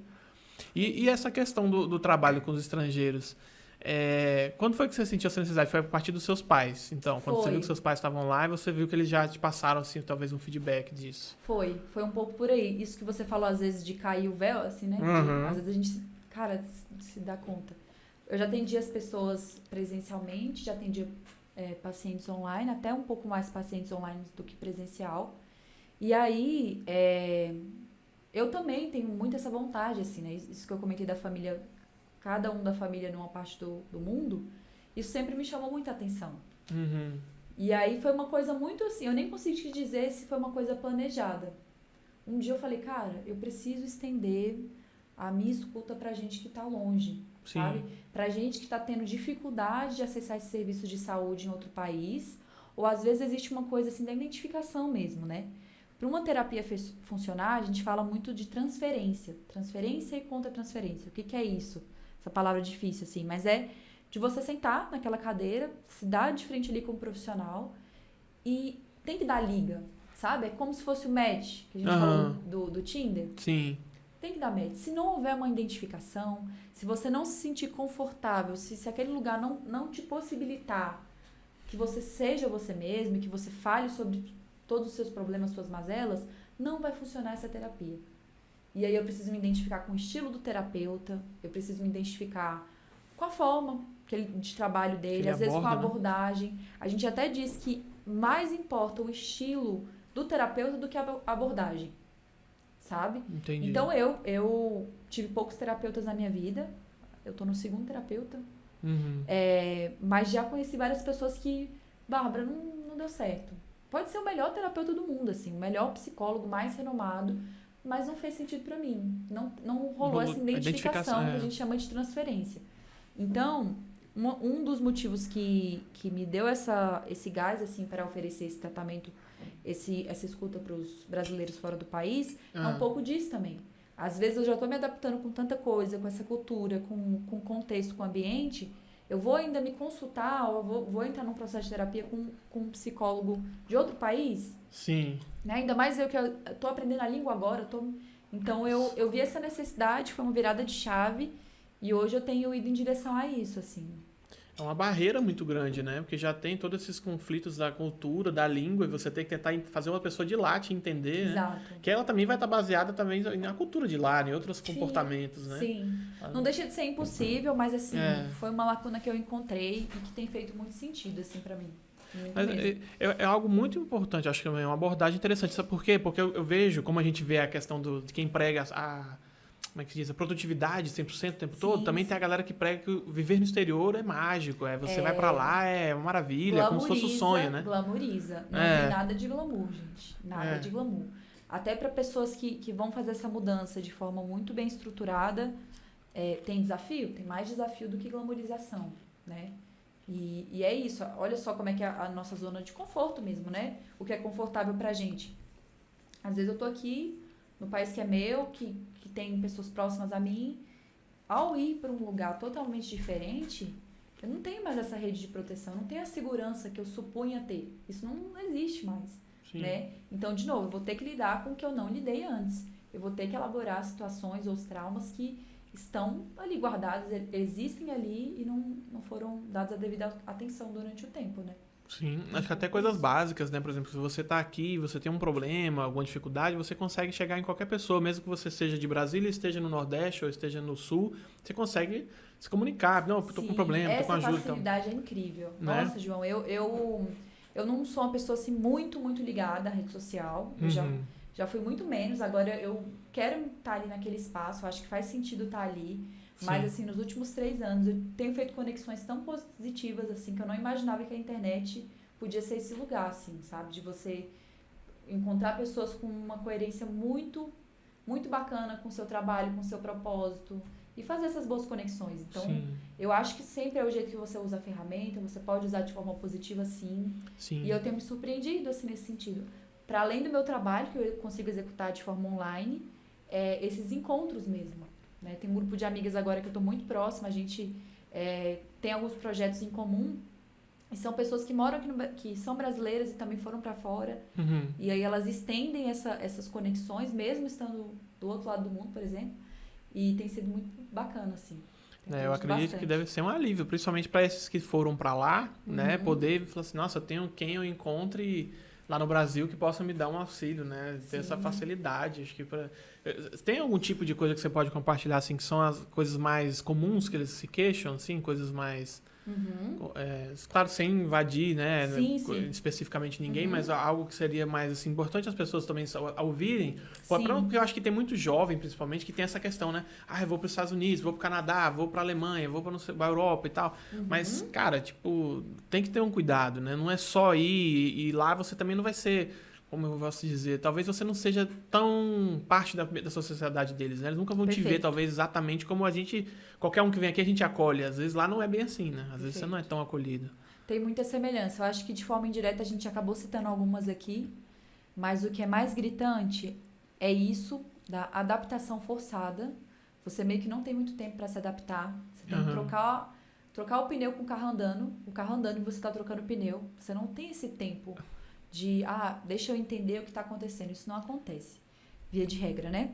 Então, essa adaptação forçada, não só a mudança cultural, mas até a mudança de clima mesmo. Sim. Né? A mudança que vai para além, porque os relacionamentos são diferentes, os afetos são diferentes, a sua relação de trabalho com seu chefe, com seu superior, vai ser diferente, né? E principalmente eu acho que a insegurança. O ser humano tem muita dificuldade de lidar com aquilo que ele não controla muito bem. E quando eu me arrisco a esse ponto, de novo, por mais estruturado que seja, você tá com poucas garantias. Tem chance de dar certo, como tem chance de dar errado. Sim. Né?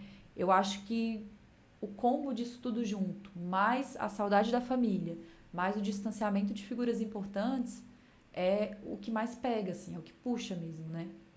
Então, é muito comum ir um membro da família para preparar o terreno para os demais irem no outro momento. Então, imagina se a expectativa, né? Se a gente pensar num pai, vai primeiro o pai, depois... Olha só a expectativa em cima disso. Sim. Então, são sentimentos muito difíceis de elaborar, são momentos muito difíceis que precisam de atenção. E eu acho que o que mais, se eu for citar assim, o que é mais recorrente é um pouco disso. É o que acaba aparecendo pra gente, né? Entendi. Eu acho que é bacana a gente frisar isso, porque acaba que passa... É igual a gente falou do Instagram, só passa a parte boa. Só passa, porque eu ganho em dólar, porque em euro, eu tenho um né? carro, em euro, porque eu tenho um carrão aqui, né? Porque eu tô morando numa casa legal, tô podendo viajar toda hora e tal, tá, mas e o preço, né, que isso vale, né? Igual a gente falou mais cedo, a que custo, né, que a pessoa tá fazendo isso? A gente tem que sempre se perguntar a que custo. Você vai se sujeitar a muitas coisas, né? Você vai passar por, às vezes, ser tratado de maneiras que você não imaginou que você fosse ser, né? Você vai ter que enfrentar o clima, né? Que você for, tem lugares que são muito bons, mas o frio, por exemplo, é terrível, né? É comprometedor. É o tipo de coisa que a gente se assusta. Quando a gente estava falando do trabalho, isso também lembra um pouco a questão do trabalho que a gente estava falando, de que, assim, quando a pessoa se mergulha muito no trabalho para tentar fugir das coisas, que é uma forma de fuga, né? Acho que como várias outras, o cigarro, a bebida e outras... Sim. É aí que você entra, por exemplo, no burnout, né?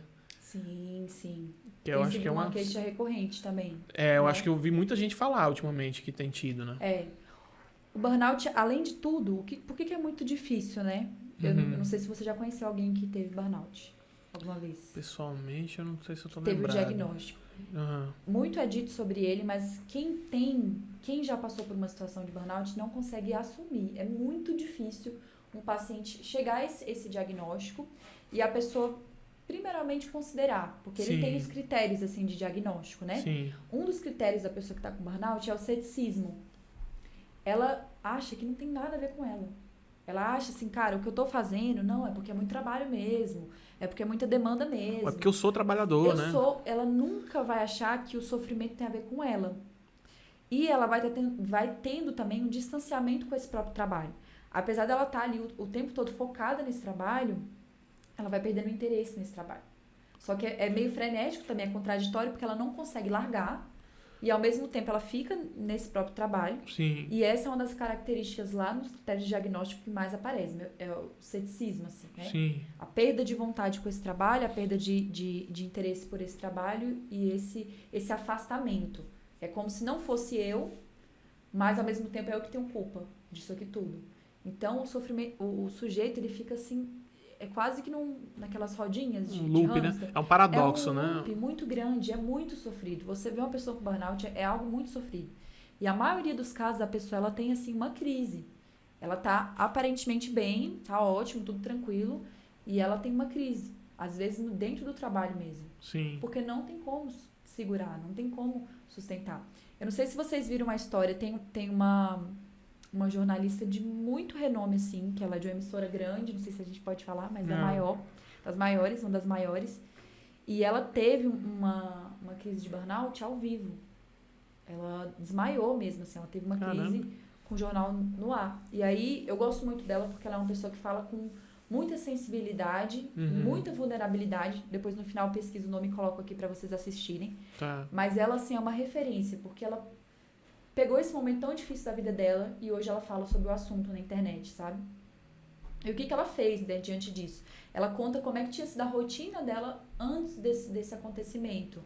Então, já tinha mais de 3 anos que ela trabalhava naquele horário contrário. Sim. Não é 12h36, mas ela fazia aquele primeiro jornal da manhã, que eu acho que é o de 5 horas da manhã, mais ou menos. Sim. Então, ela entrava muito antes das 5. Então, enquanto todo mundo estava dormindo, ela estava acordada. Sim. E aí ela ia pra casa à tarde e à noite ela tinha que, teoricamente, ela tinha a tarde pra dormir, entendeu? Trocou o dia pela noite. Isso ela ficou 3 anos e foi aguentando. Já é punk, né? O corpo já... E ela falou, Bárbara, ela falou, gente, pensando que ela tá falando em primeira pessoa. Ela falou, cara, eu não sou uma pessoa diurna, assim, eu não sou uma pessoa que tem essa facilidade pra ficar acordada. Então eu tive muita dificuldade. Eu fui tentando vários métodos pra ficar melhor. Então, eu tomei remédio natural, eu tomei todo tipo de chás, eu tentei todo tipo de floral, eu tentei todo tipo de óleos, tudo que você imaginar. Depois eu comecei com remédio controlado, fui ao psiquiatra, mas assim, e só levando, como se nada tivesse acontecendo. E ela se sentia cada vez mais mal, sabe? Cada vez que essa cobrança aumentava, ela se sentia ainda pior. E achava que ela era culpada de tudo. Opa, tem alguma coisa errada comigo. Por que eu não tô conseguindo? Eu tenho colegas aqui que estão conseguindo e eu aqui estou errada. Sim. E aí teve esse dia emblemático que ela teve uma crise ao vivo. Um pouco antes dela entrar ao vivo, ela já tinha tido uma crise de choro e aí ela teve uma crise no ao vivo. E aí ela falou, cara, dali em diante, hoje ela faz um trabalho bacana nesse sentido, porque ela tá ali nas redes mesmo pra alertar, pra falar sobre burnout, sobre as consequências devastadoras que ele pode causar, não só pra pessoa, mas pra família. Então, assim, muito legal o trabalho dela. E é um pouco por aí, eu acho que entra em consonância do que a gente falou, assim, da sociedade do cansaço. Sim. O quanto que a gente simplesmente negligencia, né? E outra, tem isso que ela fala muito, né? Não é um problema individual. Sempre que a gente tende a achar que é um problema individual, aí é que está o problema. Porque, veja, as empresas, elas também têm que se comprometer, de alguma maneira, de proporcionar esse ambiente que seja mais saudável. Sim. Atenção, então hoje tem um movimento muito bacana de programas e projetos dentro das empresas que são para a saúde global do colaborador, né? Sim. A saúde como um todo, não é pensando só na parte biológica. Então, tem empresas que estão fazendo um trabalho muito bacana mesmo, com equipes para falar sobre saúde mental, para falar sobre saúde como um todo, entende? Então, é uma responsabilidade também da empresa. É uma responsabilidade da empresa, do colaborador, da sociedade. Porque, veja, é quase que a gente dando a isca e a vara o tempo todo ali, incentivando a pessoa a pescar. E quando ela tá ali envolvida naquele esquema, a gente culpabiliza a pessoa, sabe? Como se fosse, sim, não, você tá com burnout, a culpa é sua, você trabalhou demais também, por que você não colocou o limite antes? Você que exagera, né? Mas não tem ninguém cobrando, não tem ninguém botando pressão, né? Tem uma complexidade muito maior, né? Eu ia perguntar se a gente pode fazer um break. Tem como? Pode. Eu quero ir no banheiro. Pode ir lá, fica à vontade. Já acabou? Não falei nada. Não, pode falar. É? Tem quanto tempo mais? Se quiser, acho que já temos o quê? Quase 2, né? Já tem 1h37. 1h37. Não, então eu vou ao banheiro e a gente volta pra uma finalização. Então. Tá, pode ser. Fiquei muito apertada. Fiquei não tomando água aqui, ó. Que é isso. Tô na Disney. Pode ir lá, pode ir lá. E aí, tá bom, gente? Tá, show de bola. A gente vai aqui guardar um pouquinho. Muitos temas interessantes pra gente falar. Obrigada. Nada. Mas é brabo, bicho, é muita coisa. A gente tá aqui também hoje com o Ronaldo aqui, ele também veio, né, que é o namorado dela. Só observando, né, só de plateia. Esse plateia é um pouco entediante. É diferente, né? Você tá falando. É muito diferente, né? Porque você não participa mais, você fica muito passivo. Aí você fica olhando assim, É. o que tá acontecendo? Não é a mesma coisa, né? De você tá Eu vou vendo. te falar, eu conheço poucas pessoas que nem eu sou um incentivador nato. Aham. Eu não consegui entrar numa parada, tipo, pode ser qualquer coisa, e não querer ajudar, e não querer melhorar, eu sou todo mundo assim, tá ligado? Sim. Mas agindo, né? Acho que a minha dificuldade é tipo assim, mano, faz, eu vou ficar só olhando, eu não fiz pra mim. Eu quero participar, eu tô aqui ouvindo vocês conversando, ouvindo.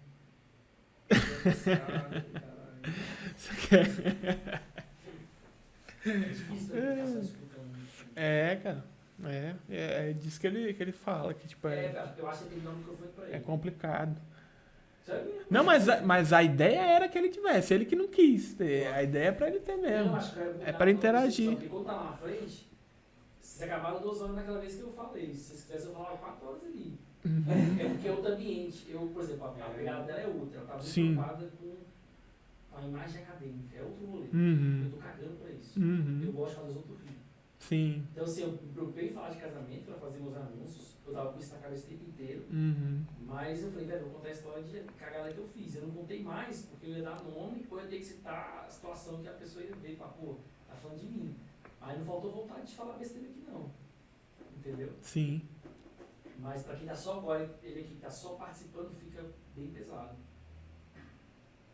É, exatamente. É, eu mesmo, aí eu fazia assim, ó, a hora assim, pra mudar a minha posição. Pra ver se Você tem que coisar, porque a gente tá aqui focado, né, numa conversa aqui, olhando pro outro, a gente nem percebe às vezes o tempo passar. Tem vezes pra que você é outra vibe. É outra vibe. É, pra quem tá de trás, deve ser tipo assim, Exato, cara, aí demais. começa a vir outros pensamentos, outras coisas. Isso tipo, no meu, eu tentei falar um dele direto aqui pra dar mais atiçar, mas assim, se você pegar 2 horas de conversa, eu falei um dele 8 vezes é muito pouco, né? é, É uma vez a cada 30 minutos quase, Não. 20 minutos. É 20 muito minutos. É pouco. pouco, né? Complicado. E o pior, eu também já tava. Eu tenho uma pergunta que eu ia fazer agora, até me fugiu a E tu pergunta. bota a música no fone de ouvido? Que eu ia- Pô, eu já botei de vez em quando, mas agora só. Pra ver se dá uma animada, entendeu? Aham. Porque pra quem tá só ouvindo aqui. É difícil. pesado. É difícil. Pra eu ficar Eu calado imagino. durante 2 horas. Ainda tem É isso, dizer né? que tava Não é só chato. assistir, é ficar parado se não é conter, que né? Já tava chato, né, gente? Foi até bom eu ter ficado só. Foi até bom eu ficar só de plateia aqui que eu tava falando pra ele, porque pra quem tá só ouvindo, pra gente fica muito pesado. Não é que você tá falando, não, qualquer conversa. Ah, sim. Porque a gente não tá participando. A gente fica tipo assim, só olhando de plateia. Mas isso que a gente fez, eu e o João, é uma técnica pra Ah, é. vocês treinarem a escuta, porque o podcast é sobre escuta. Escutar. Mas aí, tá vendo? Foi o que ela Próximo falou. podcast aqui, a gente vai ficar todo mundo em silêncio, ó. Nossa, é. Exatamente, Só câmera. Tem exatamente. retiro do silêncio. Mas Exatamente. eu dou Você vai no conta. retiro Nossa, do imagina, silêncio. mas de retiro de silêncio, acho que ele Aí, morre, não Você aguenta vai não. 3 dias e... É tipo uma semana, né? Não, Calado. Você uma semana Você tá- calado, eu falei, velho. Meu irmão. Você vai se conhecer. Então, aí eu me dou junto. Pegar um Eu acho que não dá não. Uma semana calada, eu acho Não, que não consigo, 2 horas. é demais. Eu acho que Eu você... dormi não falo sozinho. Também Ele dormindo eu fala falo. mesmo. Também falo dormindo. Não sei o que, não sei se faz sentido, mas eu falo. E aí, tipo, às vezes bato palma, interajo, Eu não preciso rio. falar, eu não gosto. Ah. Eu strike porque eu tava falando o tempo todo. Galera, bora, bora, os caras vão ganhar. Olha, Eita ferro. Ah, é porque encostou aí. Foi lá em cima, foi lá em cima. Nossa, eu olhei pra lá e falei, velho. O Gal Strike tá assim, eu tava, galera. Bora time, bora time. Fechou? Tá 14-1, não virado. Eu falei, cala a boca, porra! Que é assim, derrota. Pô, eu tô te carregando, cara. Leva, faz alguma coisa. Horrível, mas eu falei, velho, vamos manter o último. Aí uma vez que os caras saíram da sala, tipo, quitaram, aí os caras estavam matando a faquinha. Aí Aham. os 4. Aí os 4, cara, voltaram pra sala e a gente fez esse jogo. Eu falei, agora eu tinha que ter como eu, tipo, pedir que vocês ganhassem os pontos, velho. Que eu fiquei sozinho na porra do jogo. É isso, mano. Mas ele não. fala na série também, filme que a gente tá Não, mas é assistindo. diferente. Aí é coisa muito Comentário... Não, mas comentando. Gente... técnica. Tem as coisas que os caras escrevem que é previsível. Eu falei, vai acontecer tal coisa. Aí passa Sim. o episódio e acontece. Eu te falo. Mas aí o que eu ia falar, eu acho que é dar um microfone pra ele, nessas que a galera joga pra ele poder fazer um comentário. Às vezes se precisar uma coisa na internet, deixa um pouco mais. Vai um salgadinho aí? Vai logo já. Tá. Ah, legal isso da pesquisa, né? Que às vezes é um livro... Não, porque todos os podcasts fazem isso, e aí o cara que tá assistindo, ele deixa de ser só um cara que fica perguntando no play. começa a trocar mais ideia. Não, na verdade, acho que boa parte deles tem isso, né? A pessoa interage, porque tá, mesmo que estando de trás, não apareça. Igual pra você. Deixa eu Mas ver o nome da interage. menina aqui que eu Eu no lugar citei. dele dormiria fácil. Tô falando pra você. Mas Devo me é preocupar, João? o quê? Devo me preocupar? É. Não, ele tá assim, não. Aí ele falou. Eu tô olhando pra um, a gente tá falando aqui, eu tô olhando pra ela, ele começa a falar, eu esqueci que ele tá falando. Mas é duas coisas. Uma, tá eu e você conversando, então a gente tá distraído aqui. Pra É. eles não é assim. Mas tem essa que você falou, do exercício de ouvir, que você vê que a sociedade tá desse jeito, ela não consegue ouvir. Não consegue. Não consegue ouvir. Se Tipo, fosse de manhã esse podcast, igual ela marcou 9, eu tinha desistido. Eu tinha que estar aqui e tinha dormido. pra ver um colchãozinho. Eita. Não é com sono, eu durmo mesmo. Mas de manhã é Eu brabo. dormi meio frio na frente dos outros. Agora de noite, vai sentir sono, não. Aí lascou. Tava tentando achar o Instagram da mulher que fala sobre burnout. Deixa eu ver aqui. Ela chama... Ela tem até um sobrenome que é bem conhecido. Isabela Camargo. Essa aqui, ó.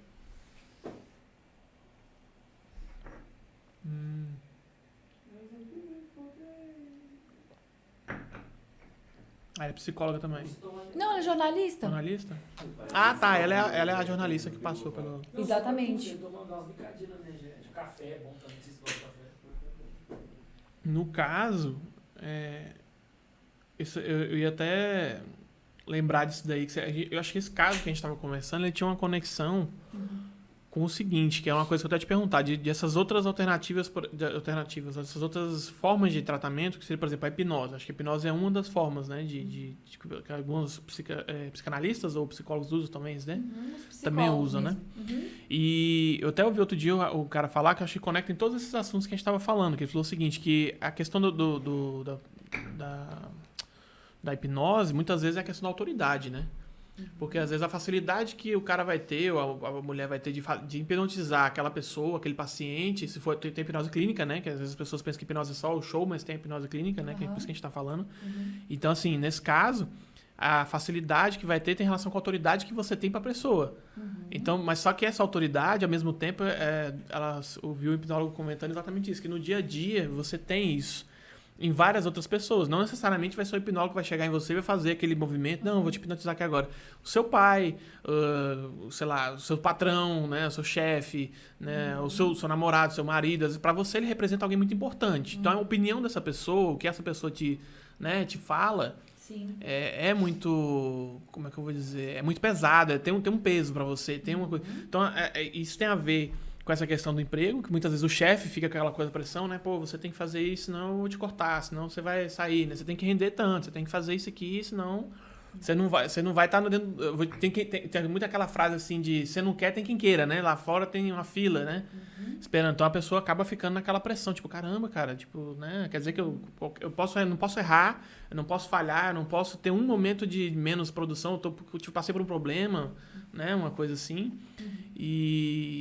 E aí também tem a questão que a gente falou lá dos parentes, né? Que também vê aquela coisa assim, desde criança você escuta assim, pô, esse menino é imprestável, esse menino não faz nada, esse menino não vai ter futuro não, esse menino não estuda, então ele não vai fazer o que da vida, né? Então isso tudo, acho que fica aqui exatamente como uma hipnose. Porque é uma pessoa de muita autoridade pra você, uma pessoa que te importa muito falando, né? Sim. Eu vi ele falar disso, até eu ia te perguntar sobre isso, que se você também vê dessa forma, né? Sim, falando da parte de autoridade, assim, que você diz, né? Sobre a hipnose, um pouco antes, né? Alguns psicólogos utilizam, né? São linhas diferentes, assim. Hoje, na psicanálise, a gente não utiliza mais, assim. O Freud abandonou um pouco da hipnose, mas ela fez muito sentido para ele no início, que ele começou a sua prática, assim, né? E hoje, eu tenho conhecimento de profissionais que usam e que têm evidência comprovada com alguns deles, né? Sim. Mas eu não tenho um conhecimento a fundo sobre o tema, né? Mas isso que você falou sobre a figura de autoridade é algo muito marcante mesmo, né? Olha como é difícil, às vezes, você te colocarem em lugares que depois é muito difícil de você sair. Então, se o tempo todo eu cresço, né? Ali ouvindo que eu sou preguiçosa, e isso sendo reforçado por muito tempo, é quase que aquilo que me resta. Sim. Como é que eu lido? A gente tem até um termo que a gente usa também, que chama profecia autorrealizadora. É uma profecia que ela vai acabar por se realizando, porque ela foi repetida tantas vezes, ela foi reforçada de tantas maneiras que fica muito complicado de eu pegar um caminho diferente desse, né? Sim. Então, a gente falava muito do preço que se investe, do preço que é pago. São preços também que às vezes a gente precisa pagar para deixar de ocupar esses lugares. Uhum. Por quê? Por mais que pareça que ele é só negativo, a gente sempre tem um ganho secundário. Qualquer sofrimento, qualquer situação que a gente tenha na vida, há um ganho secundário envolvido também. Então, Sim. por isso que também não é tão simples eu sair dali, sabe? Eu deixar de ser a pessoa preguiçosa, E a gente também, como eu falei, a gente não... Essas grandes mudanças que são muito estruturais, não é por aí. A psicanálise não é isso. Você falava de travessia no início. É muito mais a travessia, é o que eu consigo segurar, o que eu consigo sustentar, dentro da minha possibilidade, do que essas mudanças muito drásticas, né? Porque mudança, assim, beleza, você muda, faz uma mudança extraordinária, e aí depois você não consegue sustentar essa mudança. Sim. Ou depois você vai adoecer de uma outra maneira. Então, não é para grandes mudanças que a gente trabalha, né? Eu acho que uma análise bem sucedida, quando você termina um processo, é você saber reconhecer o que é seu, você amar de formas mais saudáveis, entende? Se responsabilizar. E isso pode parecer pouco, gente, mas é muito. Depois que essa chave vira, assim, depois que você começa a ver a vida assim, muita coisa muda. Por isso que eu sempre falo assim para os pacientes, olha, quando você acha que está dando muito errado, calma. No início dá bem errado mesmo, a gente fica com a sensação de que não está caminhando ou que não faz sentido, mas quando você estiver preparado, você vai ter condições, né, de recriar a sua vida, contar a tua história de uma forma diferente, se colocar de maneiras diferentes. E aí é bem legal acompanhar esse processo. Eu acho que por isso que eu recomendo tanto. A gente fica parecendo testemunho de Jeová fazendo propaganda o tempo todo, mas é porque assim, depois que você experimenta e começa a fazer sentido pra você, é muito legal que as pessoas pelo menos tentem, sabe, em algum momento. Experimente, que elas né? estejam nesse processo. A gente ouviu há umas semanas também um podcast também, a gente gosta muito de ouvir podcast, que estava fazendo uma correlação com a psicanálise e com a palhaçaria, falando sobre o palhaço. Assim, tem um livro muito clássico que chama O Palhaço Psicanalista.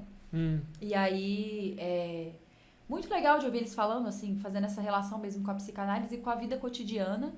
E o quanto que o palhaço talvez esteja mais próximo, assim. Porque ele no podcast, o rapaz até falou que ele tem o menor nariz do mundo. Então, é uma máscara que esconde muito pouco. Você tem que ser você, sabe? E aí a gente tava comentando o quanto que era legal, assim. O podcast chama Psicanálise de Boteco, gente. Depois, uma collab legal. aqui, ó. Interessante. Divulgando Não é concorrência. São temas diferentes. Não tem problema, gente. Tem espaço pra todo mundo. Assiste aqui, depois assiste lá. Né? Não tem problema. Vamos fazer uma parceria aí. Quem sabe a galera de lá também não indica aqui. Né? Pois é, gente. É isso. Mas é muito tema bacana. Eu acho assim que a gente vê na sociedade da gente muito essa necessidade. Eu achei muito interessante a gente ter muitos assuntos aqui, como a velhice, né? Que eu acho que é muito legal. Essa questão dos estrangeiros, dos imigrantes, né? Eu acho que são assuntos que praticamente a gente não vê falar, na verdade. Eu acho que é muito legal ter quem pense por esse lado, quem olhe para essas questões, porque, como você disse, são questões cada vez mais recorrentes, né? É verdade. Na nossa sociedade de hoje. Eu fico bem animada, assim, de falar sobre esses temas, porque eu acho que, no fundo, a gente tá falando sobre a vida, né? Eu não tô falando sobre psicologia. Eu tô falando sobre a vida, sobre o ser humano, qual que é a expressão dele aqui nesse mundo. Eu também sou uma pessoa que é muito voltada, assim, pra essa coisa das artes. Eu sempre me chamou muita atenção. Eu gosto também de falar sobre criatividade, de inovação. E eu fico muito impressionada em ver que, às vezes, assim, em situações tão limítrofes, em situações tão difíceis, a pessoa consegue fazer algo... Ela consegue, sabe? Ela consegue caminhar, ela consegue pegar aquilo ali e transformar em algo um pouco menos sofrido, um pouco melhor, sabe? E não nesse discurso coach, ou não nesse discurso assim de, cara, tudo é lindo, tudo é belo, não. Mas dentro das possibilidades dela, dentro do que é possível pra ela, sabe? E respeitando também o meio em que ela está. Então é muito gratificante de ver. E assim, eu acho que é isso que me mantém, isso principalmente é o que me mantém na profissão que eu estou, assim. Nessa atuação toda, porque também é um investimento muito alto em tudo isso, mas é você viver vendo uma mudança das pessoas, né? Sim. E isso é muito legal. Eu gosto bastante. Cara, então, assim, só tenho a agradecer você ter aceitado o convite. Foi muito bom, gente. Muito legal. Achei muito bacana a sua participação. Com certeza esses assuntos vão ajudar muita gente, tanto os profissionais quanto as pessoas que estão, às vezes, passando por problemas dos que a gente comentou, né? Ou tem na família, ou conhece pessoas assim. Sim, sim. Que não custa nada, como você disse, às vezes um amigo, né? Ou familiar, poder ver aquela pessoa e falar assim, cara, tenta uma terapia, né? Experimenta. Não, Sim. né? Vamos dizer assim, sem compromisso, vai lá e vê como é que é, sente como é que é. Às vezes você se identifica, às vezes pode ser uma coisa que dá, assim, um alívio, né, pra sua vida, né? E eu sempre acho que a hora chega, assim. Tem uma hora que vai fazer sentido pra você. Sim. Às vezes a gente fica aqui pregando, falando, mas o momento que for pra você ir, ou o momento que você sentir que, bom, Sim. agora faz sentido pra mim, tem coerência com o que eu tô buscando, a gente vai, né? Então eu acho que é um pouco por aí. Muito feliz de vir aqui, foi uma experiência maravilhosa, muito legal trocar também, né? A gente ficou falando de escuta, poder falar também é muito diferente, muito bacana. E eu espero voltar mais vezes. Volte sim, a gente quer que você volte para tem muito assunto ainda, né? Tem É muitas verdade. coisas que a gente poderia abordar ainda, muita coisa legal, que vai ajudar muita gente também. Então, assim, obrigado. Queria dizer que você tem algum recado, alguma coisa que você queira deixar para as pessoas, suas redes sociais. Sim, gente, minha rede social, eu tenho um canal ali que eu tô sempre falando de tudo isso que a gente conversou um pouco hoje aqui. Lá tá Bárbara Andrade, eu vou deixar o arroba aqui nos comentários, porque é um arroba não dá pra falar aí, mas é Bárbara Andrade. E tem o LinkedIn também, que é Bárbara Andrade, e eu sempre compartilho um pouco dessa vivência, desse trabalho, de vida por lá também. Espero que vocês possam seguir. É isso. Legal demais. Obrigada, gente. Obrigado. Gente, obrigado também a todo mundo que está aí assistindo. Foi um prazer mais uma vez estar aqui com vocês aqui, a gente, né, acompanhando a gente nessa conversa. Queria lembrar vocês mais uma vez de dar um like aqui no vídeo para fortalecer aqui para o canal. Se inscreve, ativa o sininho para você acompanhar tanto esse como os próximos episódios. Obrigado aí pela quem já vem acompanhando a gente nessa jornada. Até a próxima. Até mais. Valeu. Beijo, gente.